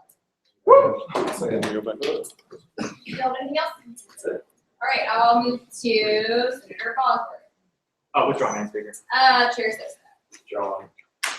Chair Mitchell. Chair Mitchell, rules and regulations. Michael, I know you personally, and I know that you're a patriot. I would just like to ask you, how many American flag pins are you wearing right now? All right, 3. And we have everyone from inside, so wow, I wanted to do that.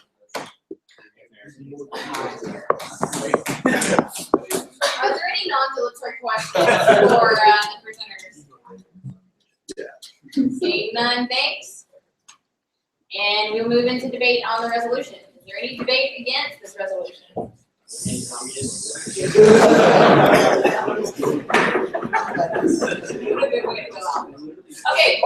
to order, please. So there's no debate is one-sided. I will move to a period of voting. All in favor of passing the two-previous resolution, please say aye. Aye. All opposed, please say nay. That passes unanimously.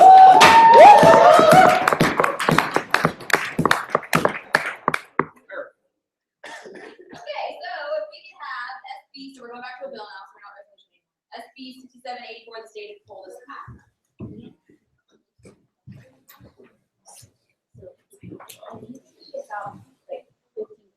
Wait, sponsors too? Yes, let's. And you'll get 10 minutes starting out.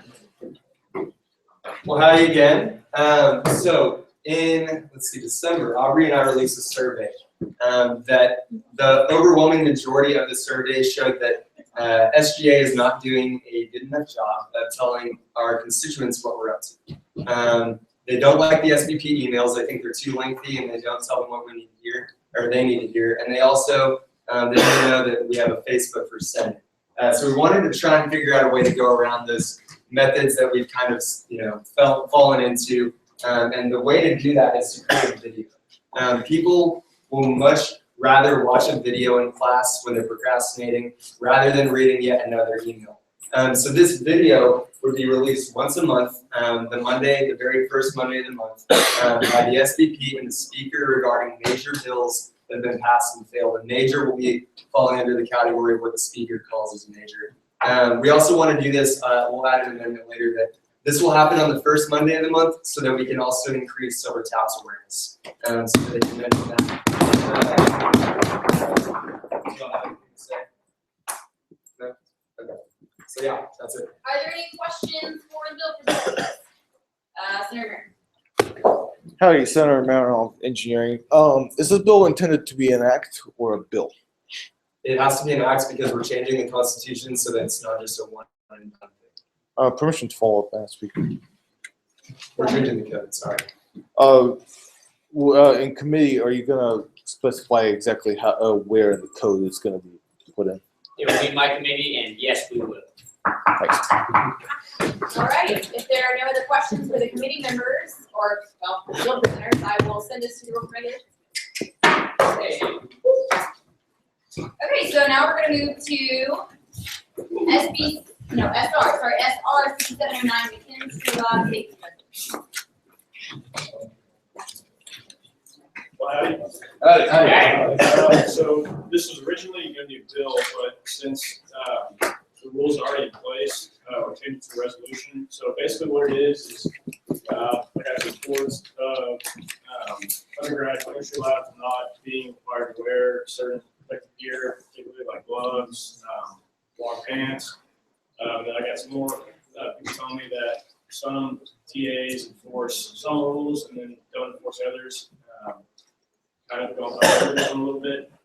So I spoke with Chris Leaves, head of the undergraduate labs for chemistry, and he said it was a good idea to do, just to kind of give the university a good push in the right direction to make sure they are enforcing the laws. So that's pretty much all it does, it's just getting them to make sure they are enforcing these rules. Are there any questions for the resolution? Seeing none, we'll move into a period of debate. Is there any debate against this resolution? Seeing none, debate is one-sided. We'll move into a period of voting. All in favor of passing the chemistry lab safety resolution, please say aye. Aye. Please say nay. That passes. I know Chair Sunk is supposed to be presenting his bill at the end of new business, but I know he's in a petroleum engineering class as well as like 3 other senators. So if there is no objection, I'd like to go ahead and move to open session. Once we close open session, he should be here after 9. So if not, we'll just keep pushing things back, and if we get to adjournment, then sorry. So is no objection? Okay, so we're gonna move to a period of open session. New senators, how this works is if you have a bill for open session, you're open placard. I'll ask you the name of the title of the bill as well as a brief description. As you can see, there are a lot of people ready and willing.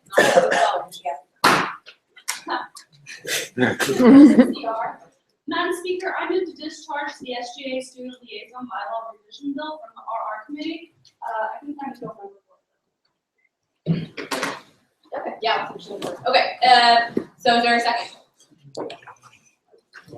Everyone, so all in favor of discharging, so we're discharging, okay, so for you senators, when we discharge the bill, it means we're taking the bill out of committee and bringing it to the board. That's what you want to do, right? So this bill is currently in the Rules and Regulations Committee, and Chair Felder is making the motion to take it from Rules and Regs to bring it to the board. So all in favor of discharging this bill from committee, please say aye. Aye. Oh, all opposed, please say nay. Nay. Chair calls her own division. All in favor of discharging this committee, please stand. Discharging precedents. 1, 2, 3,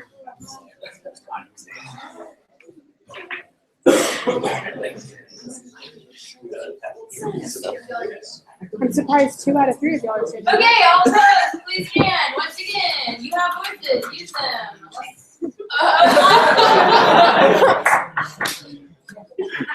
Okay, so that was the part. People, pay attention. If we're taking a vote, you need to say something. Unless you are deliberately choosing to abstain, there's no reason why you should have abstained to that unless you were just on Facebook or Trivia Track. So just don't. So we'll move forward with the bill. Please pay attention. I've already had to ask you once already. So please pay attention. Go for it. Well, howdy, Senate. Howdy. So this bill I introduced at the last meeting, and it's pretty self-explanatory. I'm not good at making up acronyms, name my bills, so there it is, cut and dry. Basically, last semester we voted to have an initiative to where we have a SGA appointed liaison be a liaison for the College Station City Council. Currently as CR chair, I'm in pretty regular communication and I go to meetings when I can.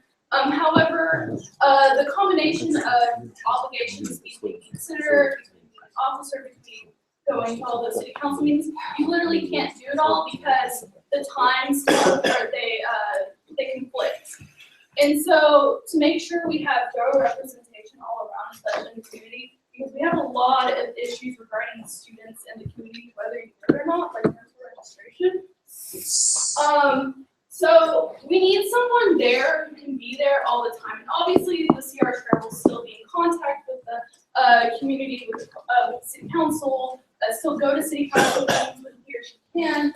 However, this is just a safety net for us. And so basically this just gives the CR chair the ability to appoint a liaison to serve the College Station City Council. I've talked to the City Council about this for months. They're very excited about it. They love talking to the students. They love getting our input. And they are 100% down to do this. And so this is just us codifying this and making sure we have someone there next session to represent the students in our community. And with that, I'm open to questions. All right, with that, we'll move into a 5-minute period of question and answer, starting with Chair Walters. Chair Walters, student service. I heard you correctly said that this was appointed by the CR chair. Follow up? Oh, okay, yeah. So does that mean that this position is going to only be confirmed by the CR committee, or is it confirmed from the Senate? No, I mean, I believe student services does something similar where he or she appoints a liaison for like dining or transportation, and then it has to be confirmed by the Senate. And so the way I thought I wrote it and envisioned it was that way. So the CR chair would pick, and then that student, whether or not they were a senator or a non-senator student, would go to Senate for confirmation, just like any other appointment. So the language in this bill is. Yes. There's such a liaison that's specified anywhere in bylaws. Yes, in the 66 session, I was actually the student services chair, and although it's the same task, wasn't dubbed liaison, it was a subcommittee chair. So within student services, there's a transportation subcommittee chair and a dining subcommittee chair. At least there was at the time. And so what those would do is they'd be picked by the student services chair. I don't know if those are still in there now, but at the time, so to answer your question, has there been something like this in the following previous sessions? Yes, just like we have the health science and liaison. I picked them. That's in the bylaws. They come to board and they're confirmed by the Senate whether or not you guys are fine with it. Yes. Chair rules and regulations. Point of information, what is the actual language in the bill? Can you read it? Is it what? Oh, you want to I go think down? it's on the second page. The subsection It's part of the bylaws. Yeah, sorry, it's second page. Do we read it all? Sure. Okay, so And a lot of this is language that's already there. The added section is the 6. Is that where the name is? So it says, 6 says to nominate a student liaison to attend all College Station City Council meetings, thank you, and serve as a continuous resource to College Station City Council and city employees. This liaison nominee shall be subject to confirmation by a majority vote of the students. Okay, we're clear on that? I think that answers Senator Marinoff's point as well as any questions for Chair Phillips. I didn't see you right now. Were there any other questions for Chair Phillips? Actually, I was in the middle of Yeah, go ahead. sorry. I think you said it, but just to clarify, so the language in this bill does not limit the liaison position to just a member of the Senate, but any member of the No, Senate. yeah, there's no language that limits it because I don't want, or not me, it won't be me, but I don't want a CR chair to have to appoint a senator because the problem we're facing is that we're having time conflicts because of Senate. And so I think it contradicts to make it a requirement that it is a senator. I would definitely love to give non-senator students the opportunity to fill this position. I have talked to multiple students who aren't in Senate who have been interested, and I think it would be a really good way for educating the Senate to reach out and garner more involvement in this field. Do you have any other questions? But there's like 25 seconds. Just trying to share. As far as the appointment process or the selection process, do you have any vision or ideas how you see that going? I guess my vision for it would be a pretty, stereotypical appointment process where the CR chair could request for applications via an email or whatever they're going to do to the SJ email, like they do for exec appointments. So I envision just taking applications that way, going through the application interview process, and then ultimately. All right, that with like 3 seconds left, that expires the question and answer. So because this was discharged from a committee, what this means is it's going to be treated as if it were old business. So we're not going to move it to debate on the bill, and then we'll vote on the bill. So we good? Okay. So I'll start with debate against, and I saw Mayor off first. So debate against, you have 2.5 minutes. Kelly, Senator Mayor of Engineering. I don't think we should be considering this bill right at the moment because one, it was never actually considered in committee. Partially because the committee which I'm in, thought it would be best until we wait until the author of the bill has the time to show up and explain what they want. Two, this bill was filed not as an act, amending the student senate bylaw, but as a bill. That's not following any of the practices we have currently in the bylaws. It's better if it was stated as an act. And in addition, I don't see any precedent in bylaws to have a chair appoint liaisons. Typically under the bylaws, that's done by the speaker of the student senate, which we have with the health science center liaison. He was confirmed by the student senate. So I really don't think this bill is well formulated. I don't think it follows some of the rules that have been established. So I say we move it back to committee. And Madam Speaker, I think to send the bill back to the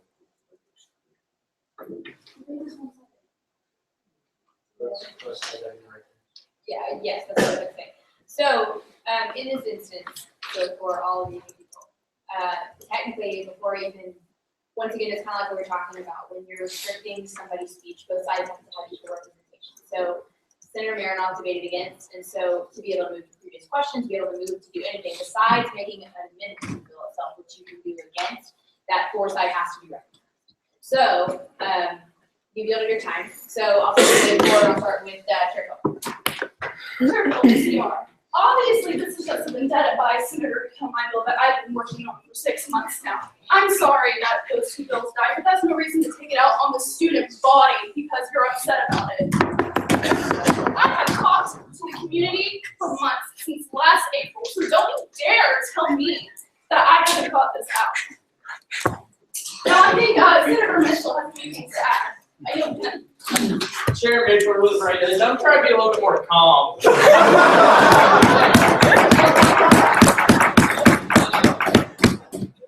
wow. But I have the committee report from March 4th, 15, and we actually did amend this bylaw bill and pass it out of committee. As a few of us remember, the issue was, for some reason, I believe we already put on the agenda. I must have missed it. It's a failing on my part. However, we did pass it out of committee. We did amend it. We did, we did grant, say we endorsed the granting of this power to the community relations chair. As far as liaisons not being appointed, the speaker, I believe, has the ability to appoint liaisons. So liaisons are not a new thing. We send them. What do we have? How many do you have now? Fingers. 4, 5, maybe liaisons. And this would be another one. I personally had conversations with James Beckham, who's a city council guy, and he told me, Aaron, I need a name, I need somebody to show up to every meeting. We can get him a name tag, we can get him a spot to sit. He can be your official liaison, he can get to know us, everything like that. Just talk to me, give me a name, I'll run it up the poll, and that's what he said, except he kept saying run it up the poll, so I don't really know what that means. But with that, y'all, this is a great bill. We need this liaison. Student Senate is the branch that does liaisons. So with that, I'm going to previous question. The previous question has been made. I need okay. Enough seconds have been garnered. All in favor of moving the previous question, please say aye. Aye. Opposed, please say nay. Nay. Thank you for talking. Okay, so we're going to move to vote on this bill in its entirety. Can you go back up? This is digital. Okay, so all in favor of passing this bill as read, please say aye. Please say nay. Passes unanimously. All right. Agreement. Okay, so the next person I recognize for open session is Chairman. Chair Mitchell, rules and regulations. Madam Speaker, I'd like to make a motion to withdraw propose a new item for open session, and that is the Senate bylaw audit. Okay, Senate bylaw audit. Can you give a brief description of what that is? Yes, there are a number of inconsistencies in Senate bylaws. We make some clerical changes. It's not changing a bunch. It is simply making the bylaws reflect the Constitution and a couple other things. Okay, so if there's a second, there is a second. So you have to Okay, and it's in that open session. If you could scroll with me, I'll just go through it real quick. I don't think there's any changes for a long time. They're all highlighted. New senators get used to this because it's a lot. We no longer have a performance review of the Constitution. That needs to be struck out. Keep going. We changed 3/4 to 2/3 in the Constitution. That needs to be corrected.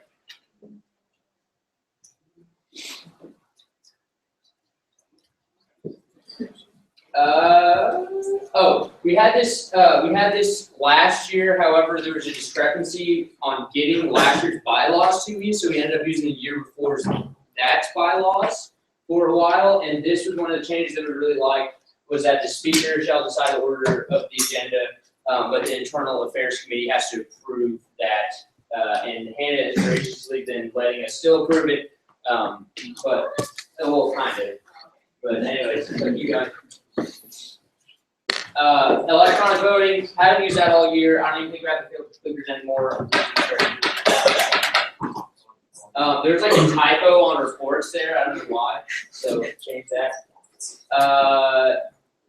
So we don't do appointments for Senate vacancies anymore. We took that out of the Constitution.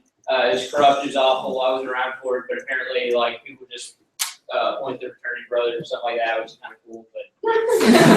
But this should be done for.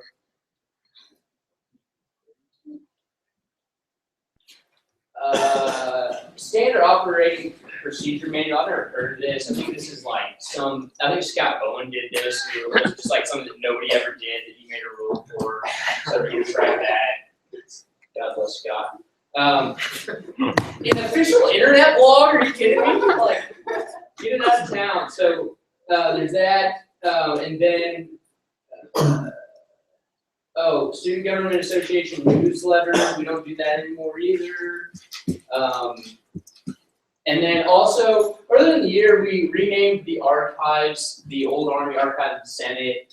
I think that was maybe a mistake. I think we need to change back to Cody's Teal Zoo. Apparently, it's like one of our only donors. And like checks the website all the time. He's like, why don't they update it? Like, I don't know what's going on. So apparently, we got.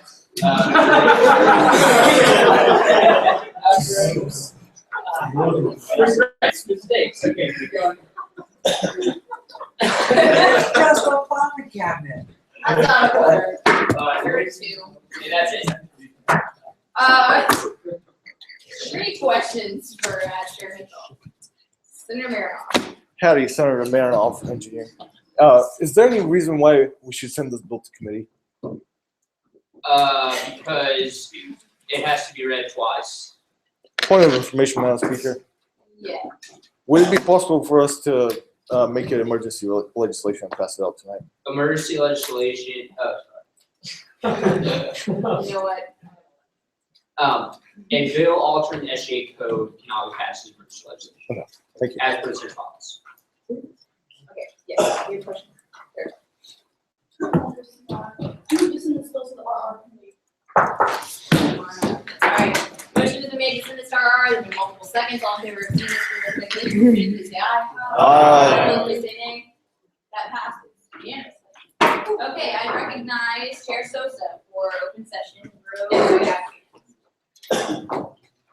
And we're trying to kill time until Carla shows up, so you got bills, that helps you body, so come on.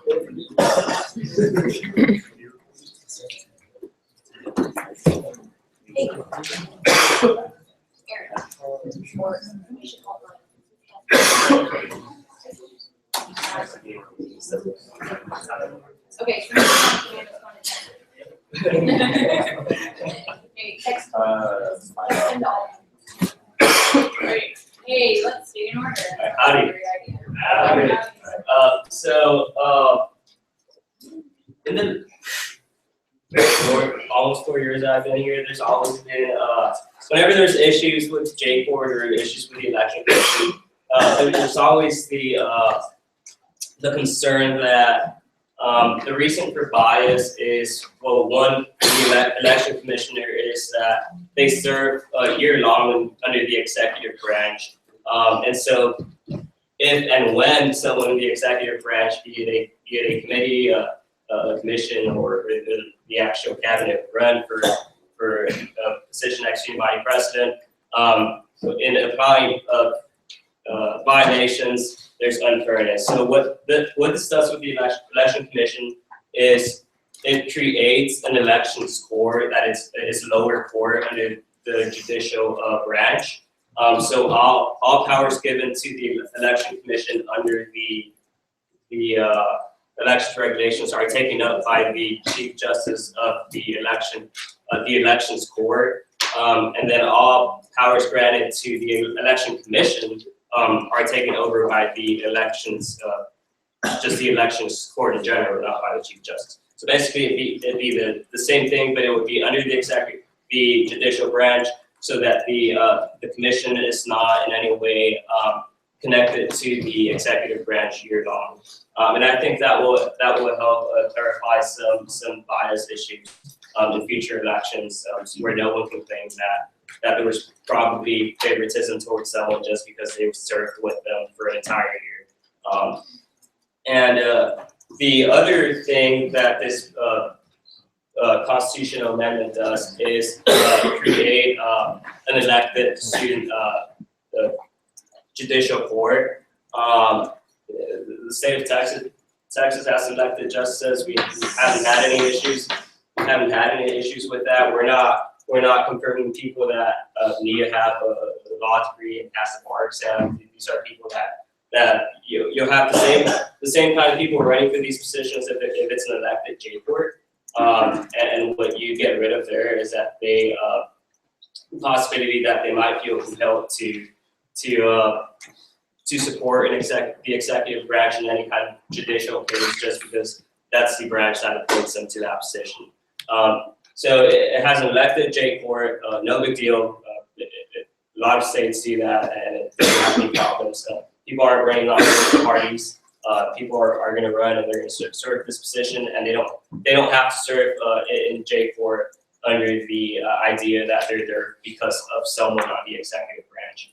And with the elections commission, like I said, it's a lower court of J court, and if an issue happens with the lower court, you have the higher court, which would rule on whether they want to reverse or refer a decision. Yeah, that's what it does. And I'll start with questions with Marinol. Howdy, Senator Marinoff, Engineering. Chair Sosa, you mentioned that the members of the elections court will be elected by the student body.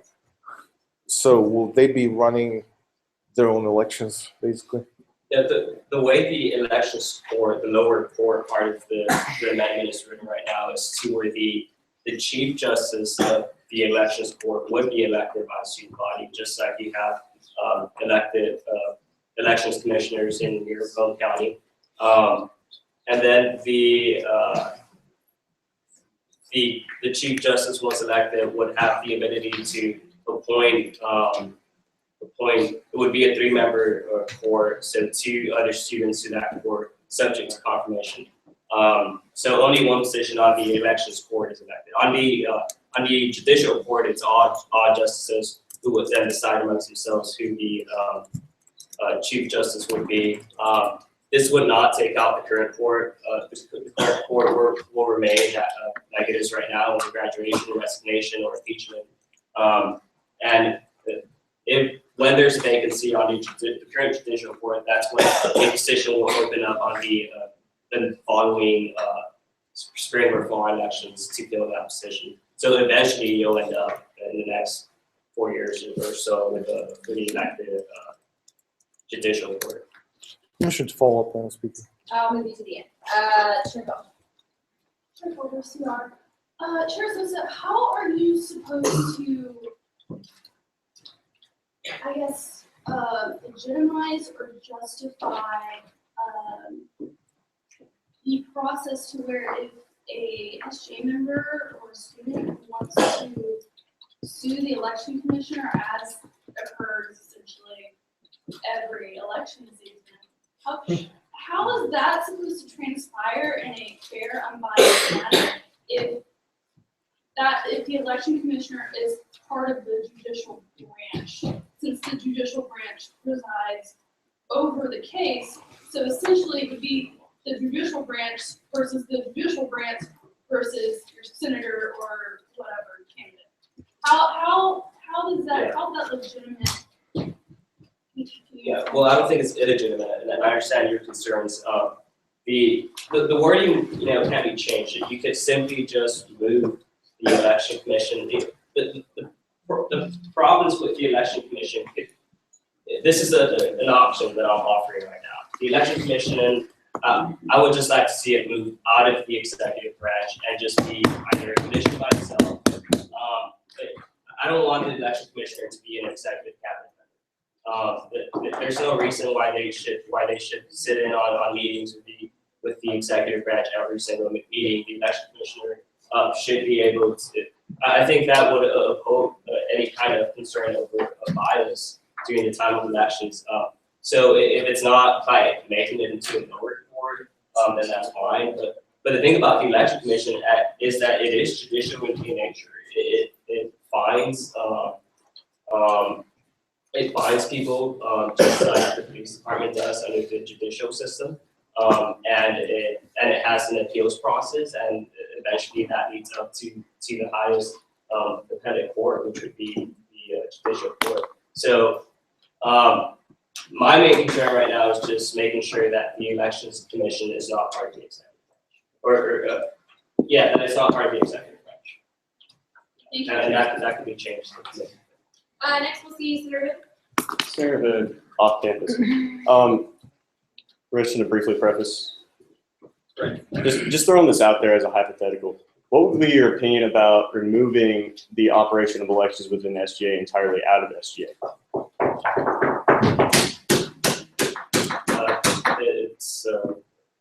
That's an option, as long as the judicial oversight is maintained in our judicial court. Okay, next we have Senator Marinoff. Howdy, Senator Marinoff, engineer. So when a candidate is appealing the decision of the elections court, they would appeal it to the elections court or to the judicial court? Well, again, that depends on, this doesn't affect the election regulations. Right now, the election regulations give certain authority to the election commissioner and certain authority to the election commission as a whole. So that would be maintained. So anything that currently the election commissioner can do on his or her own, the chief justice of the elections court would be essentially, the way it's written, compelled to follow that part of the interpretive that part and act accordingly to the election regulations the way it's written. And anything that is given to the election commission as a whole, the elections court would have full oversight. And so if there's an issue with that, then they would appeal that directly to the judicial court. Permission to follow up, Madam Speaker. Chair, what, wait a minute. Joe Walters, Student Services. So this, just to clarify for this bill, you're actually doing two separate things. You're establishing a lower court, and then you're also creating the entire judicial branch as an elected branch. Right. The way it's written right now, which is open to change. Senator Parks. Senator Parks off campus. Okay, so I'm understanding that the election court and the election commission will now be under the judicial branch.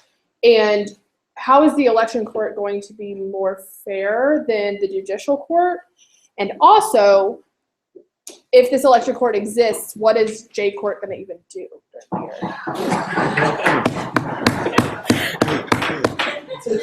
I mean, that's like saying the mid-circuit court's appeals shouldn't exist because you have that court there. No, the Supreme Court shouldn't exist because you have the circuit court of appeals. It's a lower court. It's exactly what it sounds like. In every judicial system that you can think of outside of this body, you have lower courts and you have higher courts that have final say. So, so that's not the problem. The concern you raise is overburdenance, and the reason I believe, and I would hope that people in this body would agree with me. The reason I believe there would be less concern for bias is because they would not be in that position because of the executive branch. They would be in that position, the Chief Justice, because of the elections court, because he was elected by the student body to interpret the election regulations together with the elections court. And if there's an issue with that court, just like there is with the election commission, then you appeal that to the highest court, which would be Jacob. Wait 30 seconds for making a question and answer. Point of information, Madam Speaker. Yeah, what, I'm sorry? Point of information, Madam Speaker. Yes. Is this bill available on the drive? It should be if you receive it. No, actually, that is my bad. I will send that out. Thank you. So you'll get an email right now. So, Senator Brown. Senator Brown off campus. I know you're doing this in response to bias. You say that's in the election commission. What did the court have to say about bias in the election commission? I'm not going to speak for the court. And Senator Mitchell.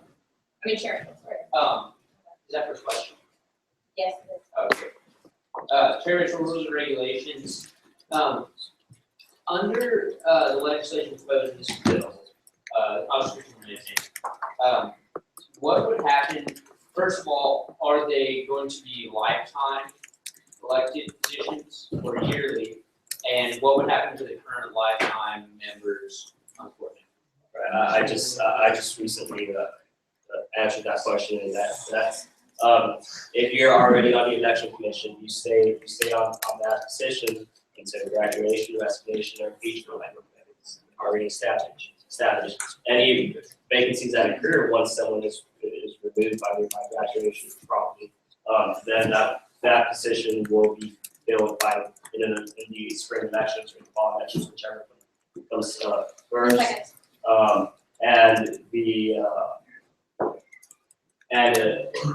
The position would be 5 seconds. it's going here, committee. Yes.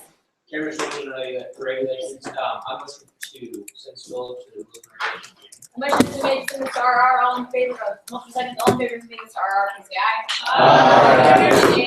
Nay. Okay, next we'll hear from Senator Rhodes. Yes. You can give your brief title and. Do you have a question? No, I have a motion. Do you have a point? No. Okay. You have a bill. Oh my God.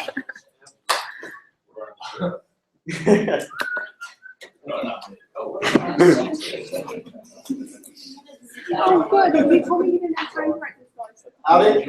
Howdy. As some, I'm Adam Lambert, Engineering Caucus. We're the core senators. Yeah. Science.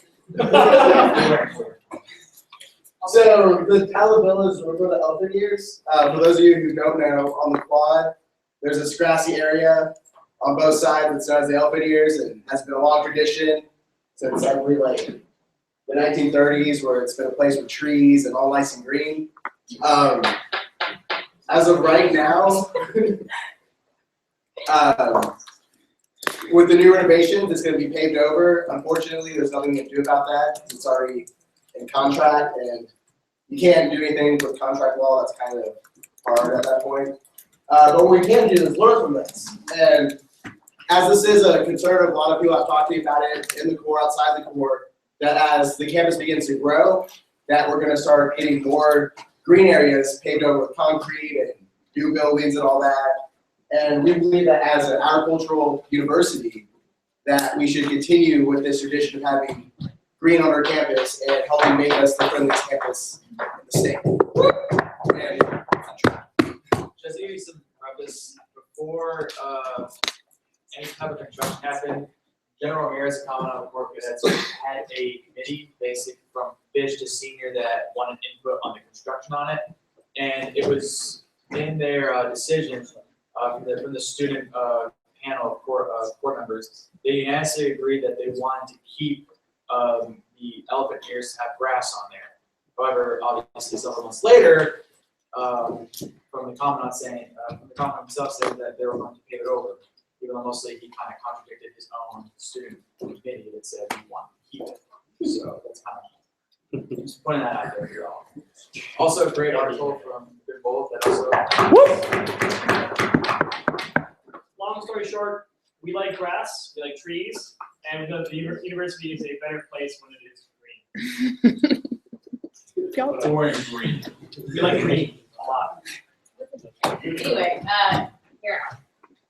Senator Marinoff, Engineering. So will there still be a part of the quad that the fish will not be allowed to walk on? Of course. Always. Yes. Are there any other questions for the green presenters? Sonka. Chair Sonka, Academic Affairs. I move to refer this to the Student Services. A motion is made to send this to SX, so there are multiple seconds. All in favor? All in favor of sending that to Student Services Committee, please say aye. Aye. Opposed, say nay. That passes unanimously. Now we can Chairman for Rules and Regulations. Madam Speaker, I would close the period of open session. A motion has been made to close the period of open session. There is a second. All in favor of closing the period of open session, please say aye. Aye. Opposed, please say nay. That passes. So we're going to move back to Chair Sonka, your bill. So it's the open access materials bill. And there's name Clerical. Okay, clerical. Done. Go for it. Howdy, Senate. We raised a lot last week. Jason's not here tonight, so he can't explain the subtleties of it, but we did get a chance to present it to a lot of people in faculty. We talked to the provost of undergraduate studies and a couple other people, very well received. So for new senators, what this is asking that a lot of classes use open access materials, and it cites all sorts of data for the detriments that students suffer because of the high costs of textbooks for their classes. So some students forego buying textbooks or share textbooks, and their grades suffer. So you can see that in whereas 1 all the way through, I think, 5 or 6. And if we don't mind scrolling down a little, I'll demonstrate those. Brandon. So there's all sorts of citations from every major educational research group. And what we're asking for is that faculty and the Texas legislature undertake measures to enable this to happen. So with that, I'm open for questions. Are there any questions for Chair Sonka? Seeing none, we'll move into a period of debate. I'll start with debate for against. Point of information, Madam Speaker. Is this a resolution or a This is bill? old business. Okay. It's a bill. start with debate, recognition for debate against. Is there any debate against? Seeing none, debate is one-sided.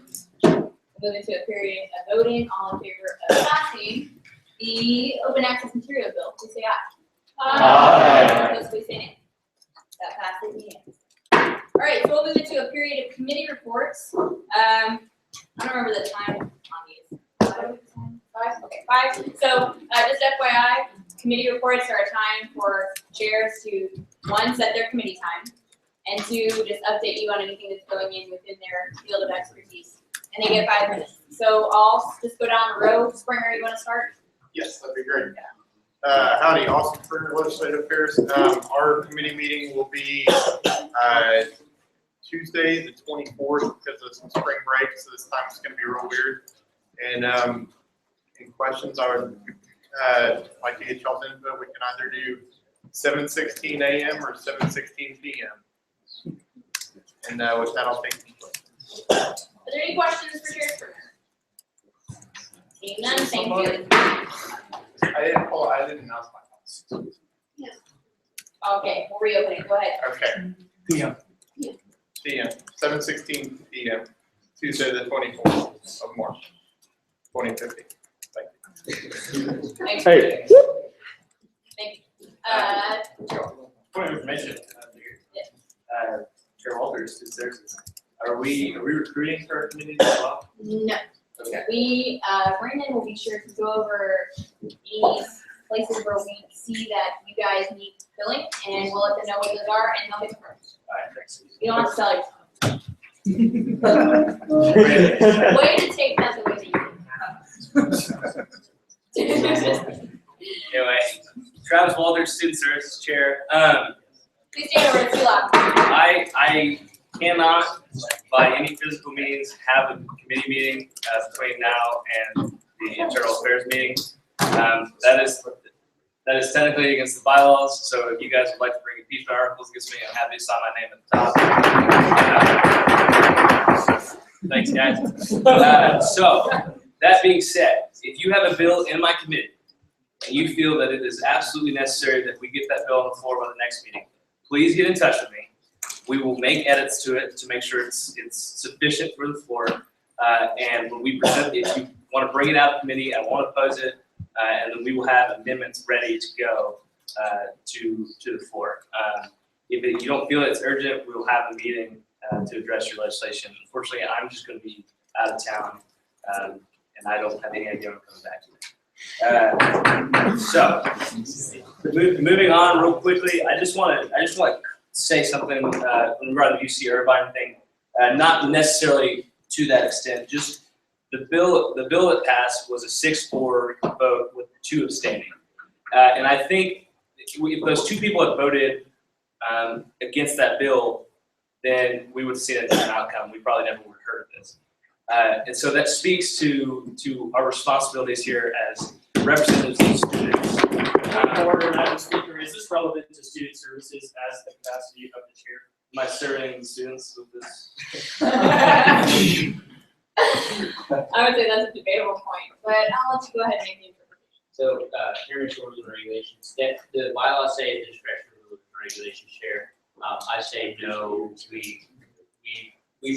We specifically wrote that rule so that this would not become a soapbox moment, although I wanted to speak up because that's important. Okay. Are there any questions? Okay, seeing none. Just let the we'll just get on. Okay, Chair. Chair Sonk, Academic Affairs will be meeting next week at 2 weeks from tonight at 6 p.m. in the University Club. It's on the top of Rudder. Discussing our bills apparently out of couple. Just to update y'all on academic affairs. Like I said, we met with the provost as we do start every month. Just stuff kind of coming down the pipe. She really liked the flatlining education bill. The enrollment bill that we passed last week. We're hiring a new vice president. All of y'all should have gotten an email about that. And if any senator wants to attend the luncheon or get to know these people before a decision is made, just let me know and I'll pass along the invitation.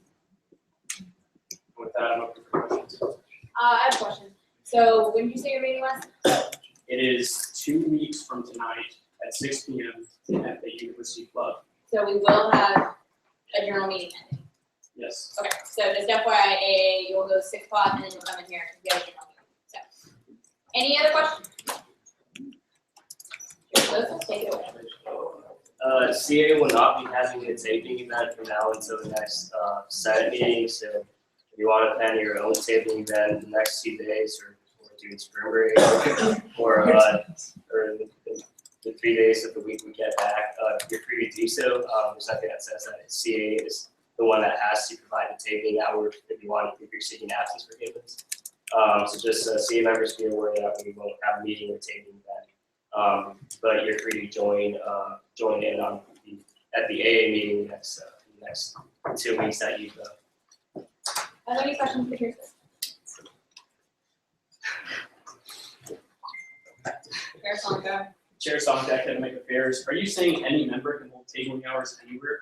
Yeah. That's what I'm saying. Yeah, that's it. Okay, so Chair G. All right, Chair G, Finance. We will not be meeting until 2 weeks from now, obviously. So we're going to be meeting at the same time as Mr. David Sonka at 6 o'clock Wednesday, just right outside where we usually meet for Finance. I probably have one member left, Riley. That's about it. We'll be sure to give. And Joseph. Point of information, Madam Speaker. Yes. Isn't the committee required by the bylaws to have either 6 or 8 members? Otherwise, they can't hold a meeting. We can't help it when people decide to screw up and absence out. So we're working on it by all of the people that decided to do this. So that will be filled as soon as possible. And at the discretion of Mr. G, whether, yes, he wants 6 or 8, but I think we're gonna probably have to go 6. 6 is fine. Awesome. Are there any other questions for Chair G? Being none, thank you. Chair. Chair Felder, CR. So if any of y'all don't know me, I'm Lauren Felder, I'm the Community Relations Chair. I hate bringing this back up, but I feel like it needs to be said. If you heard, I am the person who submitted the impeachment petition against Commissioner Douglas. I don't want to go on a long soapbox about it, but I do want to say that I didn't do it because I thought it would be fun to do. I didn't do it because I wanted to do it. I did it because I thought it was the right thing to do.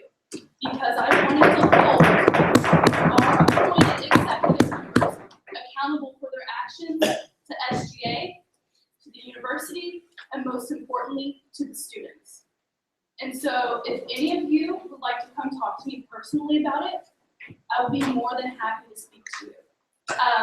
If anyone ever tells you SGA is going to be easy, everything's going to be fun, all y'all are really good friends, that's a complete lie. And you're not going to be happy in SGA if you go into that mentality. You're going to have hard conversations. It's going to happen. But you have to step up and do what you think is right. Even if that upsets people. Even if that means we have issues with the other branches. Because it's our job to represent the students and to do what is right. And with that, my committee meeting is canceled. Yes, Mr. Dunn. Are you okay, Mr. Dunn? That's out. I said cancel. Okay. That's all. It was innocent. We're joking, right? Are there any questions for Chair Felder? Okay, all right. Chair Mitchell. Chair Mitchell, rules and regulations. What an act to follow again.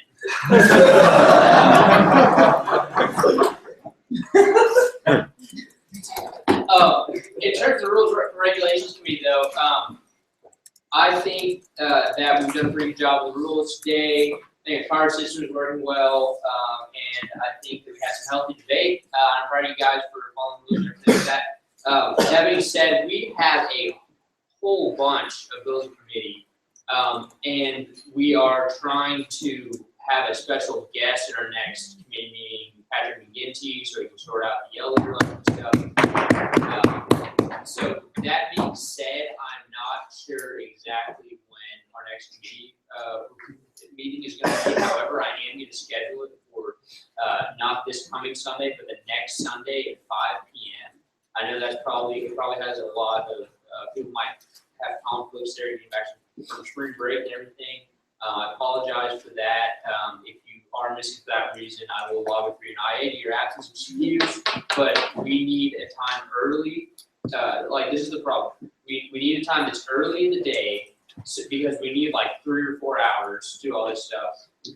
And everybody has meetings on Mondays and Tuesdays. A lot of people do. So that's why I'm scheduling for Sunday. I don't think we can do it on Wednesday and get it all done. So tentatively Sunday. That being said, I would like to, I guess, echo a few things Lauren said about the impeachment. It's not something anybody likes to do, and I think that. Sorry. It's a serious thing. And it's something that nobody likes to do, but it's something that is our power, and if people feel that, it says specifically in the Constitution, if the duty or honor of the office has been breached, that is grounds for impeachment. And I think that some people thought there is duty that was breached. I think almost everybody thought that. Sorry. And I think that other people thought there might have been, the honor of the office breached. I'm not saying I agree with either one. However, I do believe that this body needs to remember that it is our right to do that. If you feel that even those two problems have occurred, then it is your right to do that. And with that, I'm Okay, are there any questions for Chairman? Seeing none, that closes committee report. I'm sorry. Go ahead. Point of information, Madam Speaker. Yes. Where did Chair Mitchell say he was going to hold the meeting? Go ahead. We'll start in the Senate office, see if we can find a room there. If we might move to Casey Crom's house after that for some refreshments on him. Okay, are there any other questions? Okay, now we'll move into the internal affairs committee report. Okay, so I'm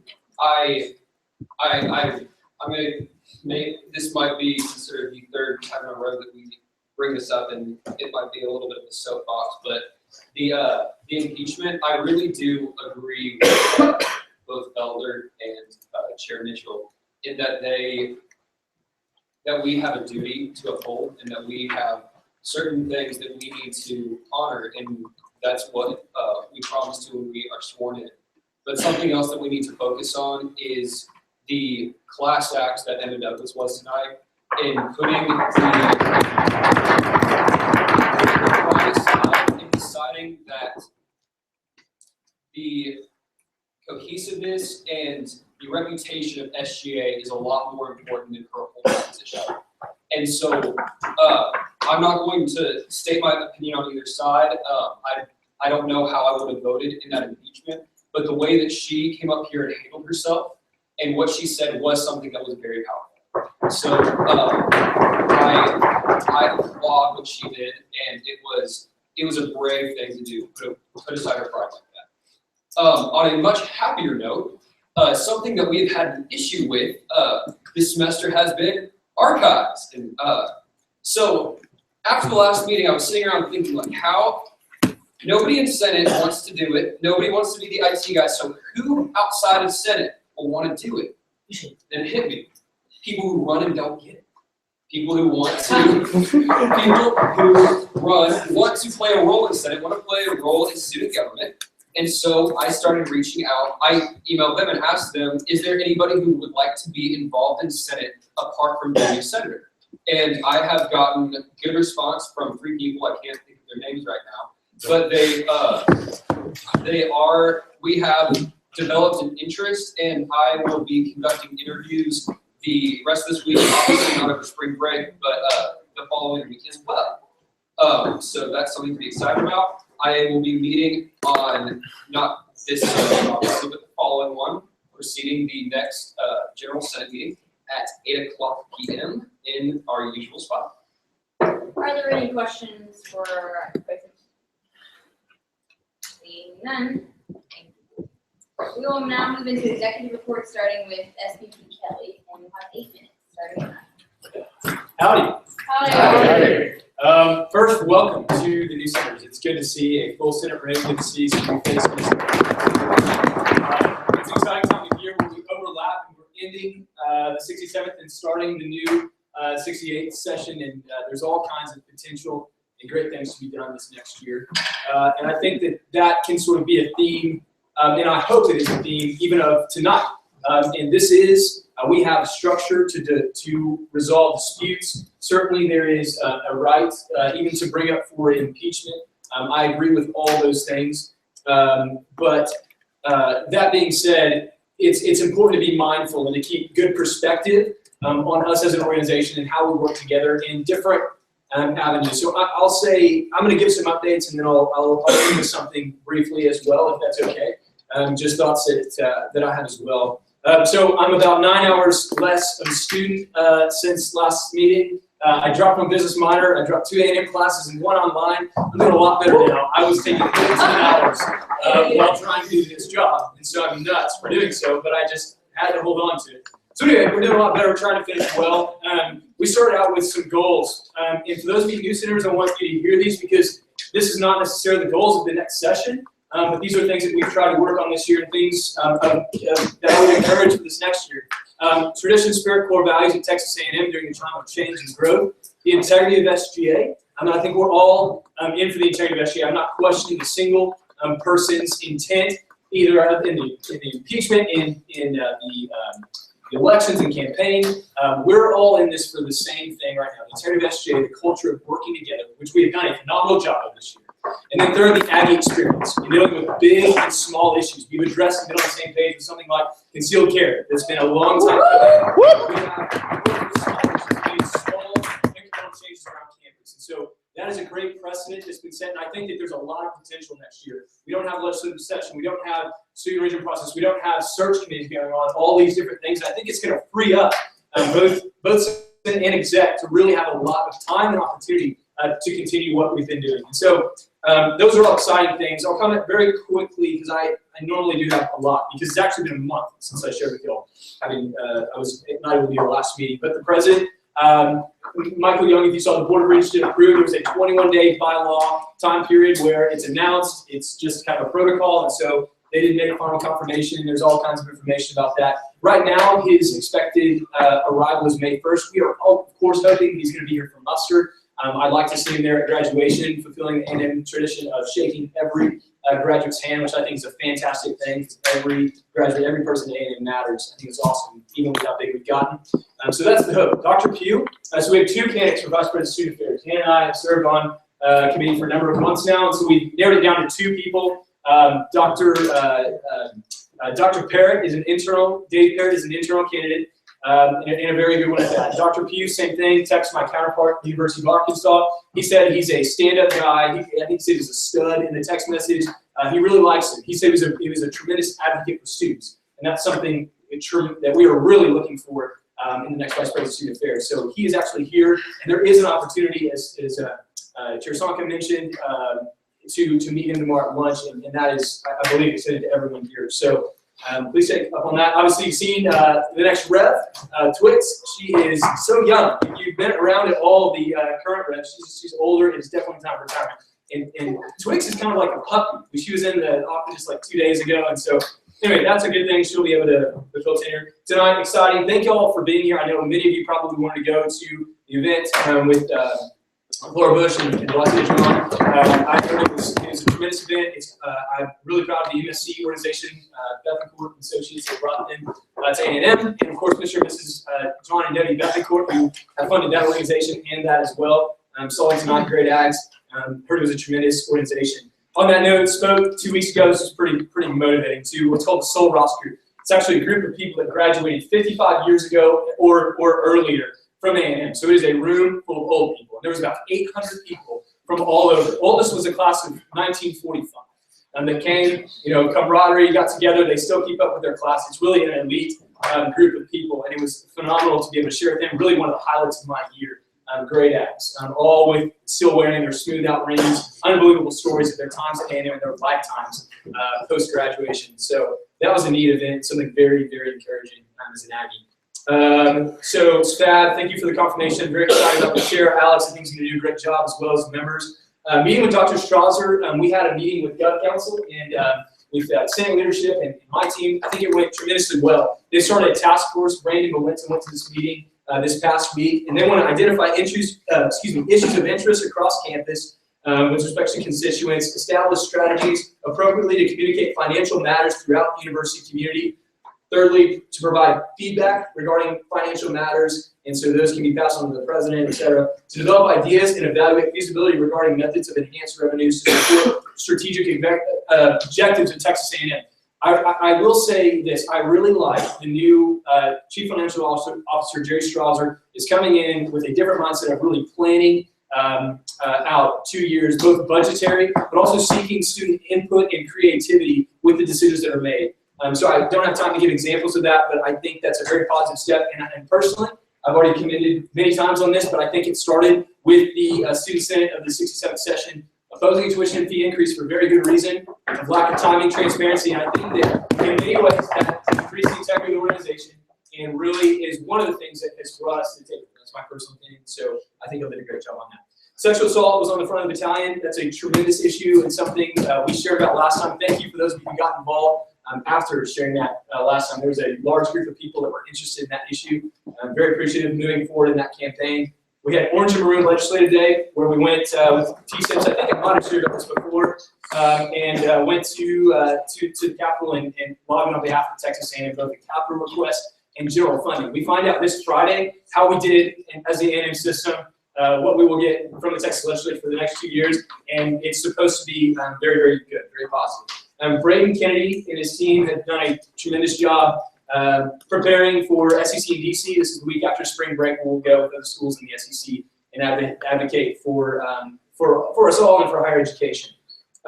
Quickly, student government, Hannah Wimberly had a great idea. We're going to do Adopt a Highway, like you see in the blue signs, different organizations. SGA hasn't done that, and so we're going to do that as a way to serve together. So we'll have it's not up to us where we go, it doesn't matter, but we'll just have a plot of land that we're in charge of upkeep. A lot of great things going on with committees. Sorry, this is like an infomercial. It's just ARC had a great conference, brought student delegates from all over the state to hear about Texas A&M, COSGA as well. They had like 300 representatives, did a great job. 300 representatives, and you think about the impact. Wow, you think about the impact that they have by gathering student leaders and sharing ideas and then sending them out to all over campuses. I think that's really cool that we do that year after year at Texas A&M and a great SGA committee. Plant trees, big event, 22,000 students signed up, and I think that's still open. And then of course we are looking to support Muster and the other committees that still have things ongoing this year. In somewhat of completion, I don't have time to share about all the different bills. I'll pick one. The university excused absences for job interviews or very valid reasons for missing class or things or what happened. It's going to be before the rules and regulations meeting chaired by actually Dr. Parrott, one of the DPS candidates, on March 28th. And so there'll be a decision about that piece of legislation and that we I think most of us think is a good idea. And so finally, with finishing in transitions, the things that we're focusing on to the end, number one, bills. We're taking into account all of the different things that we have written and passed this year and making sure we execute those to the best of our ability. Secondly, and this is not new, but traditions. We're looking at doing some sort of traditions campaign leading up to muster. Things we would focus on are, of course, howdy. We have one more silver taps, pull out all the things that class councils does. We really want to come alongside them and promote that. And all Wildcat, muster. So all those different things, we're looking at how to best create awareness and create engagement in the traditions at A&M. And so that is fulfilling really our primary goal this year. And then lastly, an interesting idea. We think it's interesting where we're headed now. A&M is becoming more and more of the academic institution. The credentials are more so standards for admissions are increasing, and so that's a good thing. I really do believe that's happening. However, there's still more to be said about that. I think that the student experience, student involvement needs to increase as well. one of the things that we've tried to do this year is have a great relationship with students and also with administration. So one of the things we want to do. How many? Okay, so one of the things we want to do is create a faculty awards or appreciation from the Student Government Association. So that would be, so we have incredible faculty. We've got a man that's on the board that's creating the next Hubble telescope. We've got, and that's one example, amazing people, and we really want, faculty's not as much aware of what we do in student government and student. Yeah, just from Okay, well, that expires time. So, do you have a motion? Senator Hutton, Freshman Caucus, I move to extend the time by 2 minutes. Motion is made to extend this period of the meeting by 2 minutes, and there's a second. All in favor of extending the time, please say aye. Aye. Opposed, please say nay. Nay. That passes. Thanks, I won't use the full 2 minutes, but I appreciate that. So we think it'd be a great idea, both from a PR standpoint, but also I think it'd be something valuable to do, just for yourself. With that, ending with sort of campaign elections, one of the things that we can be proud of throughout this, believe it or not, is still voter turnout. It wasn't quite what I wanted it to be. Actually, it wasn't, to be very frank, close. But we had a very, very ambitious goal, probably on my part, too ambitious, but it's still better than most campuses. And that's a metric. We have created kind of a final proposal that is going to go towards bringing the 2016 presidential debate, as I've shared before, to Texas A&M. And one of the things that's going to be part of that is student engagement in on-campus elections. And so although it's always an interesting time of year, the cool thing is people are engaged. It's important, and they're very, very concerned and interested in y'all, in our student leadership. So that's positive. With that, let's see, just one more announcement. Banquet, SGA Banquets, April 27th. I think there's like $2,500 of Fuego going to be there. So hope you will too. We're looking to make a statement for election. So real quick, I just want to say, I want to remain neutral because I want us to all work together, but I will speak for Emma Douglas. She very genuinely had great intent and tried to operate with the highest integrity throughout this entire process. I firmly believe that, and I'm very proud that she was on my team through that process. Mistakes were made that cannot be blamed on any one person. The system has been in place for 2 years. It's far too complicated to explain in 20 seconds. But I will say from now, I'm hoping that it ends now. And I'm looking to make a statement with Speaker Uyghur, with Chief Justice Cooper together, just sort of to somewhat bring kind of a formality to bring closure to elections, if you will, and to move forward as an organization and focus on the small amount of time we have left.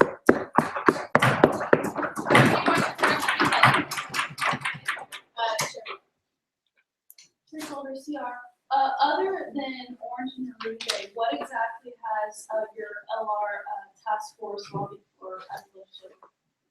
So they've made several trips to well, I think they've made 2 other trips to Austin. And they've got a list. I don't have an itemized list of what they've lobbied for, but I know Braid has done a tremendous job. What I have seen, because I'm on the team that's going to DC, SEC and DC, I've seen sort of the things that they're interested in. I have it over in my binder. I just honestly, the job is beyond any person's capacity. I don't know the specific things that they've been working on, but it is certainly the things that we've passed together as a group, and things that are on behalf of A&M. I know they're sharing their stories as students. I know they're talking about the same things we talked about at Orange and Rouge Legislative Day, and with the Chancellor's Student Advisory Council, Hannah and I went for that, and that was, as I mentioned, a capital request, which is a level 3 biosafety lab that deals with disease being transmitted from large animals to humans. That's like Ebola, that's like big stuff. And A&M is looking to create a lab that would help with a kind of a preventative measure, which that's something the legislature is very happy about. And then, of course, formula funding, base funding, which ultimately affects the cost for students at A&M. So those type things among others.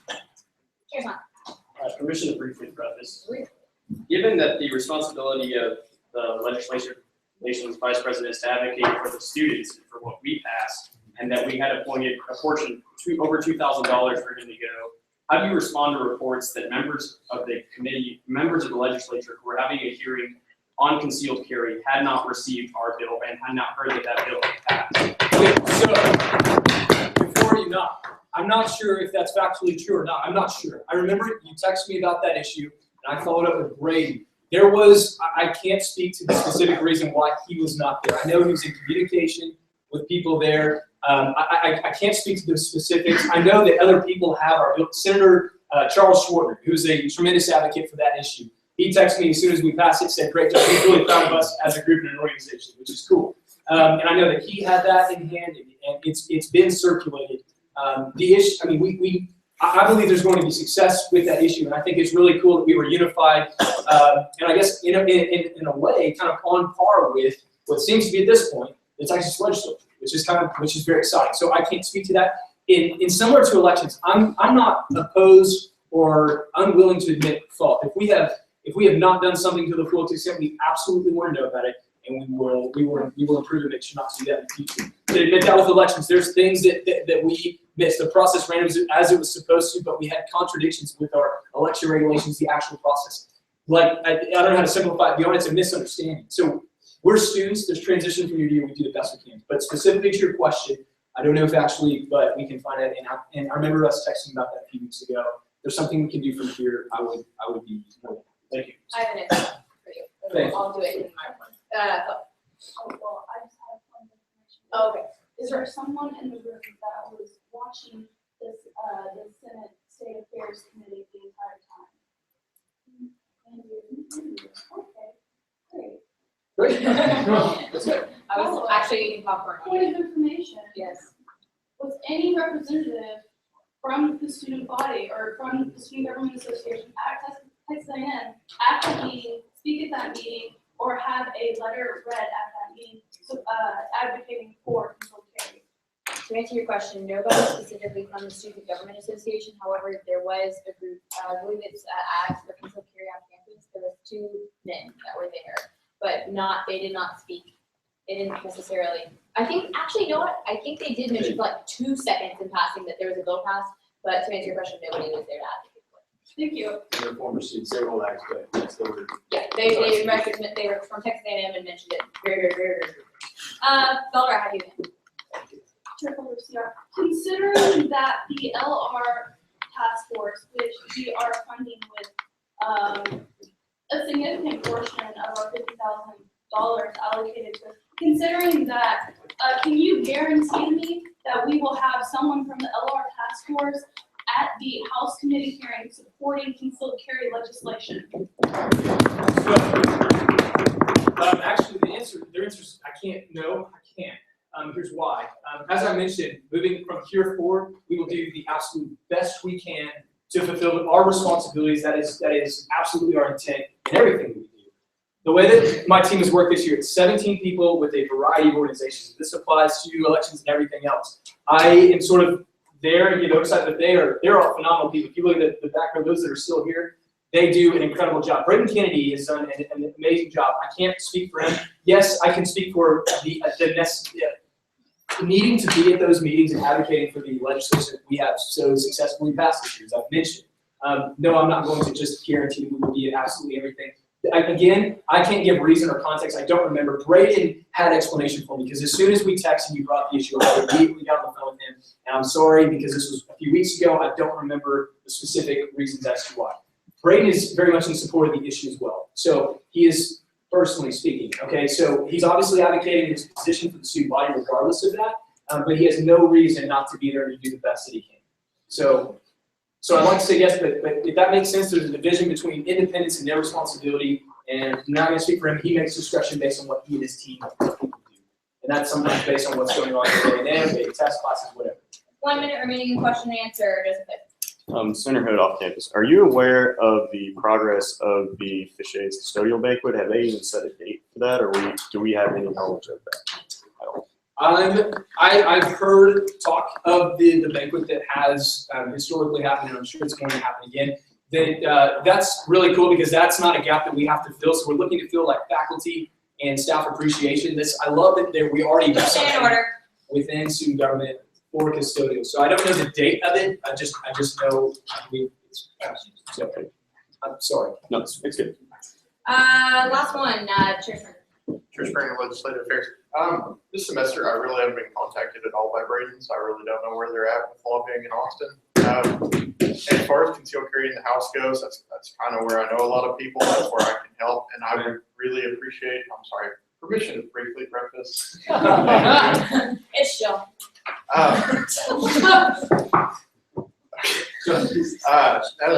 really like to help out, and I would like to ask for permission to accompany them on their trip to Austin.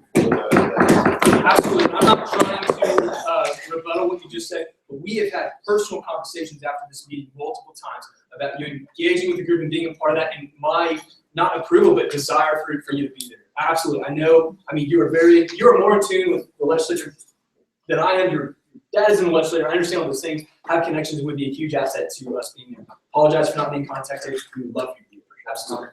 All right, and that expires the period of question and answer. So thank you so much, Justice Kelly. Now we'll hear from Chief Justice Cooper.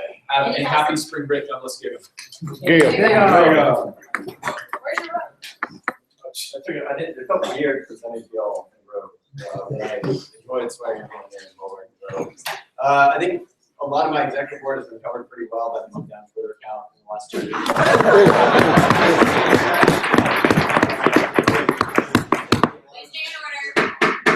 I did just want to say a couple things. Obviously, election season is the busiest season for the court.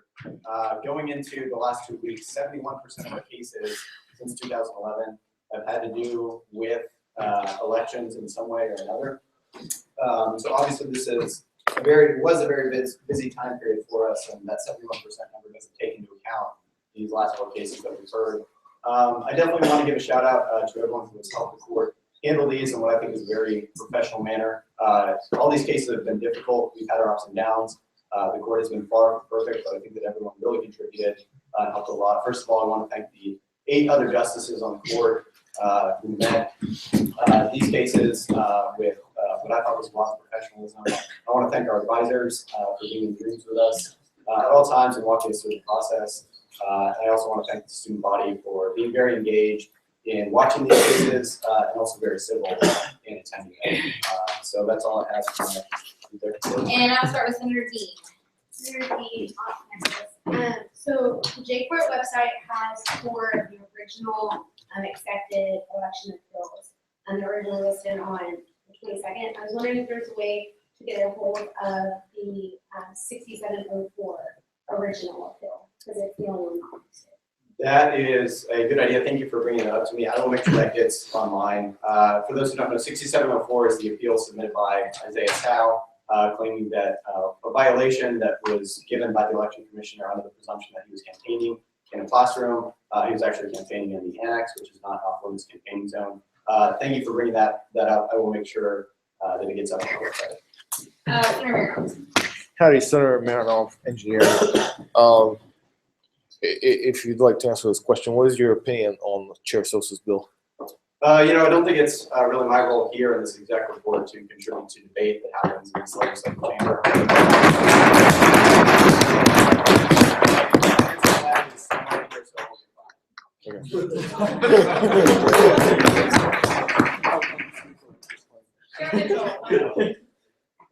Chair Mitchell, rules and regulations. Brendan, we spoke about we spoke about an issue earlier that I think is pertinent to bring to light. Some of the justices in their rulings quoted the wrong election regulations. They quoted the election regulations from 2014. It wasn't you. I don't blame you. I just have a lot of respect for you and your opinions. If I had to play favorites, you're my favorite justice. But my question is for the entire court: how can we trust a court that uses the wrong election regulations? How can we, as a student government association, say this is our conflict resolving branch that doesn't even, use the correct documents? And I know it wasn't you, but it's so disheartening to me as somebody that works year-round on the rules, and then to have the wrong rules used, significant language in it. Yeah, I definitely understand your concerns, and as Chief Justice, really the buck stops with me, and so I take a great deal of responsibility for 3 justices, all of which were in the minority in the case, for citing the election regulations. What had happened was submitted as evidence to the court was the old version of the election regulations, which I presume were gathered online because online on the Senate website, the August version of the code is still up. And so what happened was that was submitted as evidence. The court accepted that as evidence incorrectly, and it's my fault, really the fault of all 9 justices, not to notice that those were the old election regulations. And then later they were cited by 3 justices who were all dissenting from the main holding of the case. I definitely understand your concerns, and that's going to be something that the court looks at as we transition to a new Chief Justice, whoever that is. I think that one thing that we've really improved on this year is really training our JAGs. I think our JAGs know the code and constitution a lot better than any other JAG in the past has definitely had, just because of the training that we've had in place. But I think that one of the failures we've had this year is matching that same commitment to our JAGs to the justices, and perhaps train them through mock cases, where maybe the JAGs will do past cases of fictitious cases, in order to get the feeling of the process. The problem with judicial court is that it's an organization that sits around and literally does nothing for the entire year. And then there are 2 weeks in which they're asked to do literally everything. And I think that there are mechanisms we can put in place to do that in the future. It's definitely been a failure on my part not to implement that this year, but it's definitely something that we'll turn our attention to. Senator Dean. Senator Dean off campus.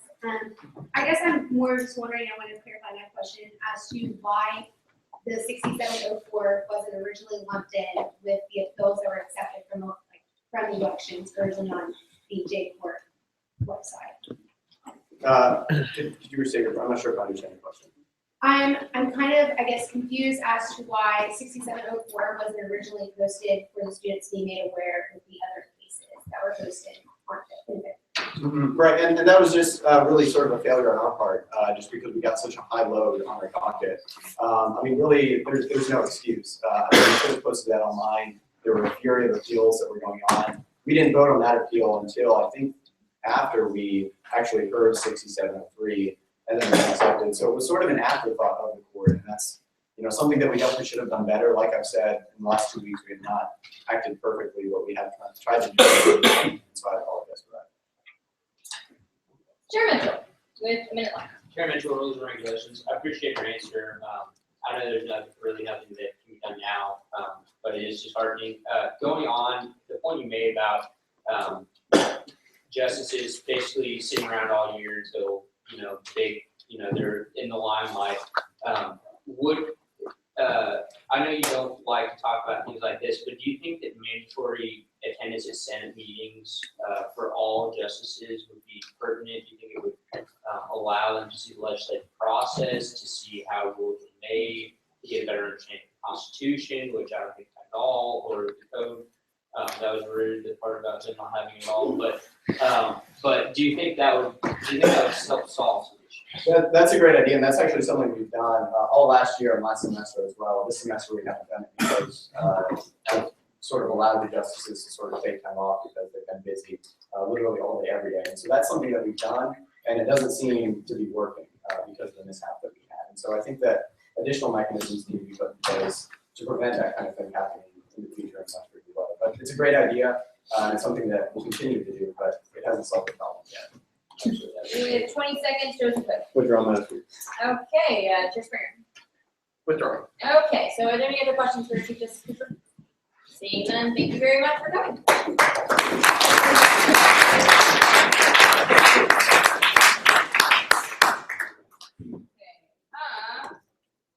Well, howdy. So, appreciate your response. Okay. I was gonna motion to close. This guy is gonna run. Okay, anyway, this sounds great. Okay, you're eating into my time, you're killing my time. Okay, anyway, so just a couple things I made a list. To answer the question, where did Soccer go? Okay, I'll answer this regardless. So for concealed carry, I know for whatever reason the bill was not transmitted to the Capitol as it was requested in the bill. So I talked with Kyle about that a little bit, but to kind of alleviate, I just went and grabbed it from the desk. I got a couple of the senator and representative members that were particularly asking about it via social media, and Alon's had noted it to me, and I faxed it to them. So they all have access to it. Interestingly enough, when Kyle and I went to Austin, that was kind of an issue that we got to talk about, especially, interestingly enough, we got to talk to it a lot with particular representatives and senators that were actually against it. And so that was kind of interesting to talk to them about it. But we did get to hang out with Schwarzer a lot, and his name's on the bill, so that was really awesome. And I know he's aware because if you were following the Senate account, I was tweeting at them like crazy, like tagging every single committee member in it. And y'all were doing a great job for retweeting that. Which leads me to my next point. If you're new, be sure to follow us on social media. So @TAMU Senate is Twitter, the TAMU Senate is Facebook, and that's all we have. Senate.tamu.edu. We're working on making the website better. So yeah.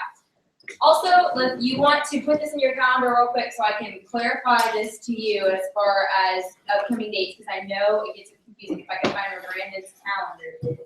My phone decided to die. Oh, there it is.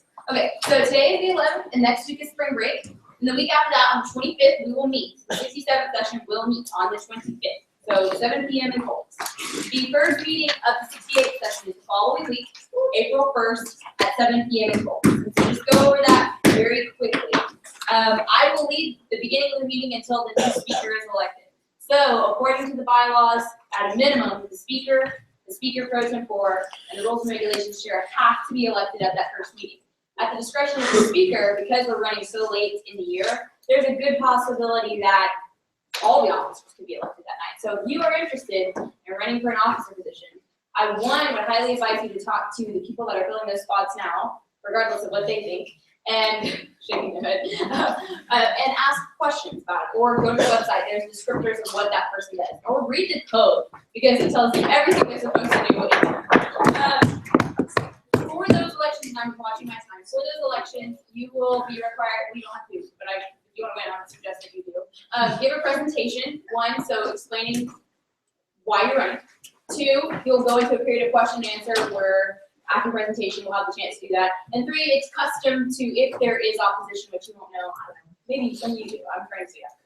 If there's opposition, you usually have a character witness, somebody to testify on your behalf that they might be a senator, they might not, they might know you through fish camp or something, like how they know you, somebody who's a good testament of your character. So if you're interested in that, you need to be prepared by April 1st. Just like SCP Benigno-elect will have his cabinet ready to go on April 1st. So that we can get you on, because y'all only get 3 meetings, unless there's a special session signed up. So then, from then on, first, it's gonna go 67th again, 68th, joint session. So how joint session works is both sessions, 1 meeting. The 67th will meet at the first half of the meeting, we'll adjourn, 67th is completely done, and then the 68th will take over. And then you'll be done for the semester. So if you're filling a vacancy, you're gonna be doing both. And if you've been elected, you're gonna be doing both. The rest of us that are graduating, see ya. But anyway, no. Just keep that in mind. Our calendar out in Coldus has everything written down on it. So if you forget, go check it out. Next, very, very quickly, my comment earlier about the impeachment was taken the wrong way. When I was talking about you guys being foolish, there were a few of you that were being disrespectful of Ms. Douglas, and I'm appalled by that. We talked in our IA meeting in a very conversational way that, you know what, filing an impeachment, getting a petition in, it's within your right. You can do that. There's nothing wrong with that. If you feel that that person has violated their job through XYZ via the code, you have the right to do that if you can get a third of the amount of signatures. And there's nothing wrong with that. It's all about the way you handle yourselves through it. And I was appalled at some of your behavior during her talk here. Regardless of whether or not she came up here and yelled at you, cried, or said anything mean, like, guys, you are the leaders of this stupid potty. You should be respectful of her opinion. Just like Ms. Douglas, I would hope would be respectful of the other side if Ms. Felder had to come up and give her side of the issue. So please be respectful. Like, you were elected to a position, and sorry, but you're held to a higher standard because of it. So if there's anybody that's supposed to be upholding the honor code, the mission statement, and the core values, it's you. And so I'm gonna give my little soapbox speech during open forum for the 68th. So excited. But just, I'll talk more about it then. Good things. I'm working very hard with Tom Reaver to try and get Rev 9 to come to one of our meetings. I know she's banned. She's flying everywhere right now. So I would love to get a group pick of the 67th session and have her there. Like, that's our last session with Rev 8, and we're moving into Rev 9. That's so exciting. So I'm trying really hard. Just keep reminding me, because I'm going to try, because I want to be better. Also, with a couple of minutes left, good thing about Senate, we have a Keurig. So these meetings are long, and if you saw Austin Luce, he gets back in here like 3 times, two cups. So we have K-cups. They're actually hidden so that people that aren't in Senate don't use them, but I will tell you all where they are. They are, I'm not pointing fingers. They are in the file cabinet with all the PR candy. PR. First paper. Have I eaten it before? Yes, but please don't. They're in a big tub right next to the Keurig. So if you're ever being pulled, by the way, it used to be a tradition. Old Army, 64th section, 65th session, we could hang out in that office. There'd be people, like 20 people in there every day. And that was awkward. Me and Brent are like the only ones that are ever in there. Sometimes Brent, like, and Brent. Where are you people? Come hang out. Like, this is your organization. Own it. We have PR shirts and comfort colors. Own your space. Like, come on. So finally, I just want to say, last before I close out, thank you for all the work that you've done this year. I think just, you know, I was talking to Chris Russo the other day, who was the speaker before me. Nobody's going to understand the job that you do until you do. Just like nobody's going to understand the job I do, nobody's going to understand the job Kyle does until you're in his shoes, or until you're in my shoes.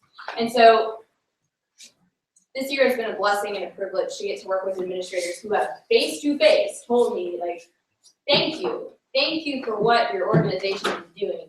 Thank you for coming and talking to the Board of Regents in a respectful manner, because we listen. That's huge. To have them say, we hear you. To have the CFO take time out of his day to print out a 9-page report on numbers for money, that's huge. And so you guys, we've worked way too hard for y'all in the 68 to screw it up. I'm just gonna say it. So please keep working hard. All you people, Rando's gonna be in here for 5 years. Give him a hand. He's been serving you.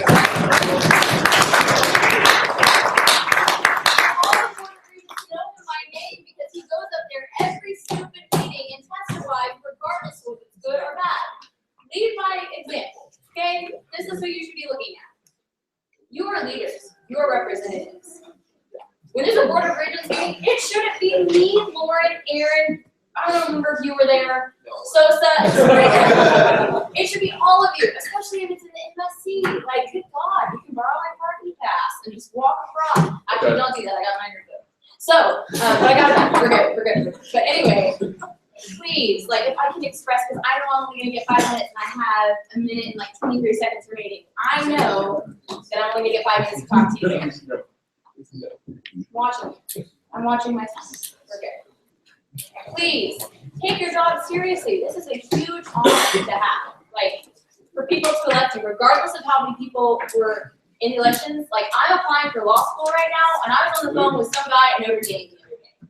And I'm not Catholic, but I'm sure Austin Springer, us Munsterites are like, thank you, she's going to a Catholic school. But anyway, they were talking about how cool it is that I specifically got to be part of an organization that does so much.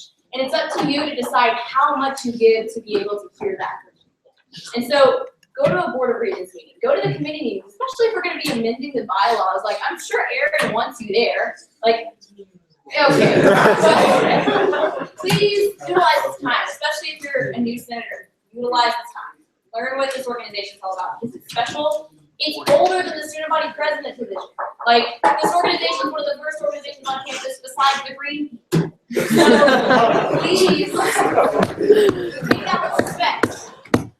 Anyway, that's all I have. And so I'm going to go ahead and move forward. Oh, wait, I have a question. So I'll start with Felder, Chair Feltus, Commissioner briefly preference. you go. Madam Speaker, I just wanna, say, thank you for, so quickly getting the, conciliatory situation, I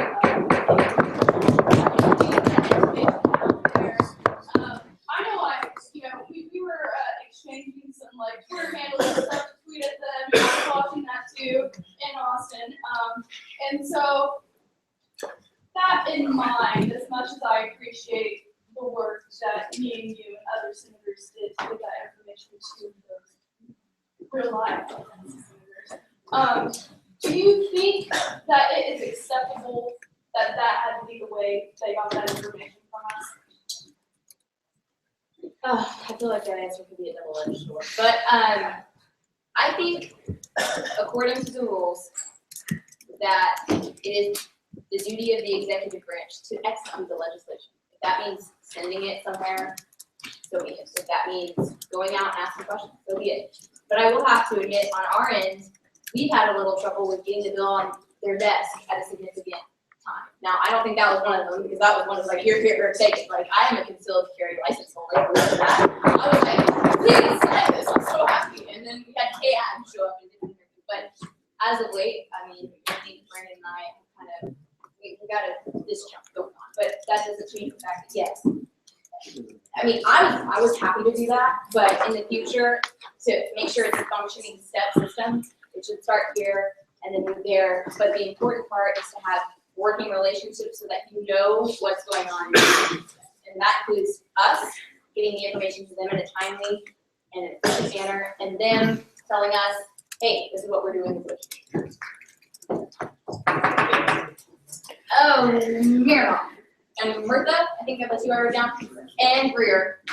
Okay, Mirtha. Senator Mirtha off campus. Do you think that it was dilatory of you to poke fun at someone that potentially is running for a position next year on the CAP or on our committee, as well as wouldn't that be disrespectful of the position to announce for someone before they announce, if they are going to announce that they're running for speaker to the student body?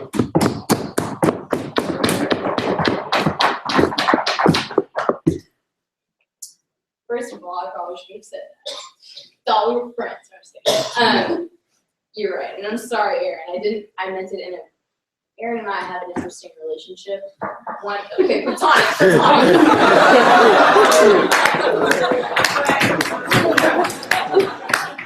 Ariel is just weird. Dog. Okay, anyways. Aaron and I, we disagree on a bunch of things, and you know. We've argued, went on the phone. He sent me a really interesting email one time. I got really pissed at him. Sorry, I should have said that, but we worked through it. And you're right, I shouldn't have said it. But at this point, I would hope that if you're running for a position, you would make that known, because that's probably the best. I can't get it. That's just me. If Mr. Mitchell decides to run for the pro temp, the CA chair, or nothing, you know? I feel like, and that would be my message to you, that if you want to run for a position, don't take that lightly. And I'm not saying that he is, but I'm saying if you decide to do that, run at it with full force so that people understand how driven you are. Mr. Green. Mine's not as significant, but I'm trying to like get one of those PR shirts. They say they're all out of order. Did I miss the timeline for that? You know, I will talk with Development Commissioner Wood, because if I can tell her a significant amount of people are interested in reopening the link, we can make it happen. We'll do it in sororities like we people do, and we'll get it in long sleeves. Okay. Are there any? I saw a placard. We were the second. Oh, that was, yeah. Yes, Ms. Parks. You have Oh, no, I just support reopening the PR shirt link. That's okay, also a reminder, order bricks, because that's cool. Anyway, so, are there any other questions? Can you wear bricks? Any other? Session's almost Yes. over. You're done. Permission to press. You go.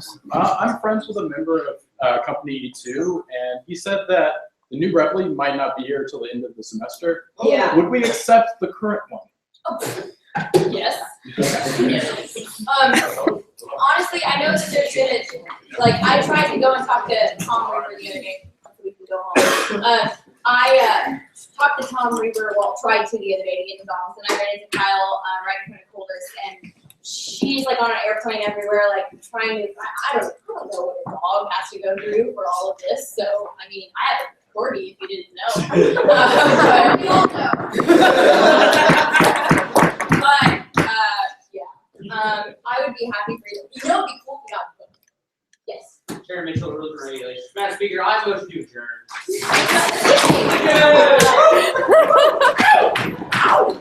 Okay, motion to adjourn. Sorry, God. Okay, so motion to make adjourn. Go for it. Real quick question. Okay. No. Very quick. Yeah. Would it be okay if the people who are running, out of fairness, the people who are running for positions next session would say how? That's up to the discretion of those wanting to. Okay, just throwing it out there. Out of fairness to everybody. If you can't move. SVP Kelly. Point of order, Madam Speaker. There was no. Wait, hey, I said we had to vote on the adjournment. Okay, all in favor to adjourn? Aye. All opposed? Okay, anyway. SVP Kelly. Chief Justice Cooper. Speaker Wigger. Myself. Chair Mitchell. Hey. Sonka. Felder. Springer. Walters. Howdy. G. Howdy. Sosa. Howdy. Gordon. Boning. Velasquez. Tyler Allen. Stephen Walker. Howdy. Broderick. French. Huh? Okay. French. Smith. Stanberry. Dakota Broach. Allen. W. Lander. Baltzar. Ryan Nichols.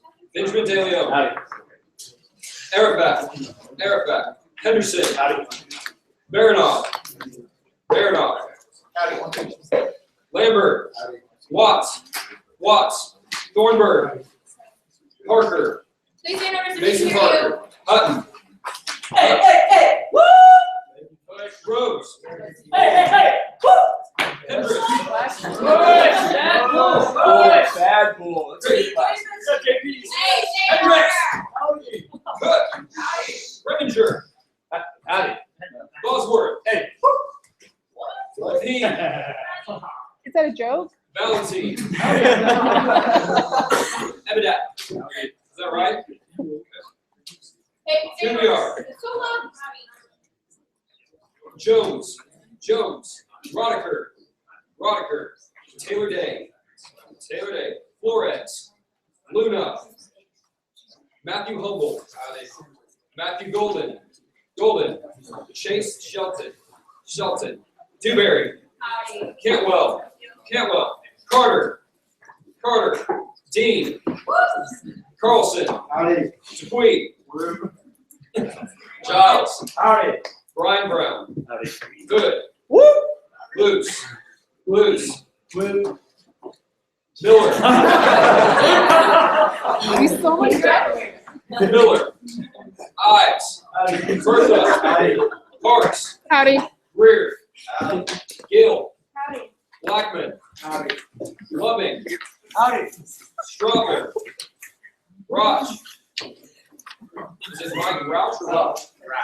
Rouch. Okay, I'll just argue this. McNair. Collins. Please stay quiet so I can hear them. Finney. Statham. Is that right? Yeah. Hemphill. Mendoza. Russi. Cuevas. Okay. Patel. Polakaitis. How do you get me? All right. Hey, you're a sorority girl. I need to talk to you. Please put your placards up. If you're analytics authority, I need to talk to you.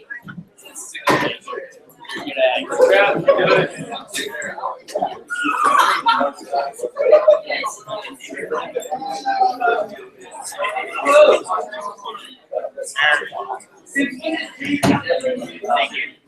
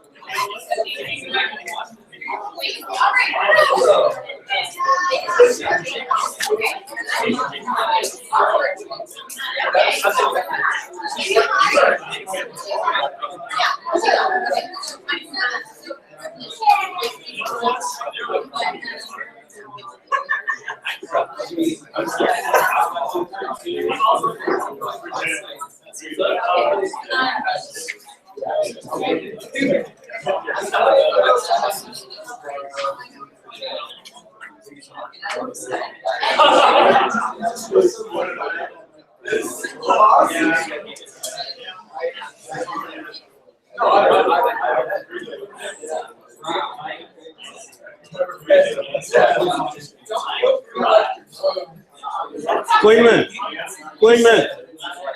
Brennan. Okay.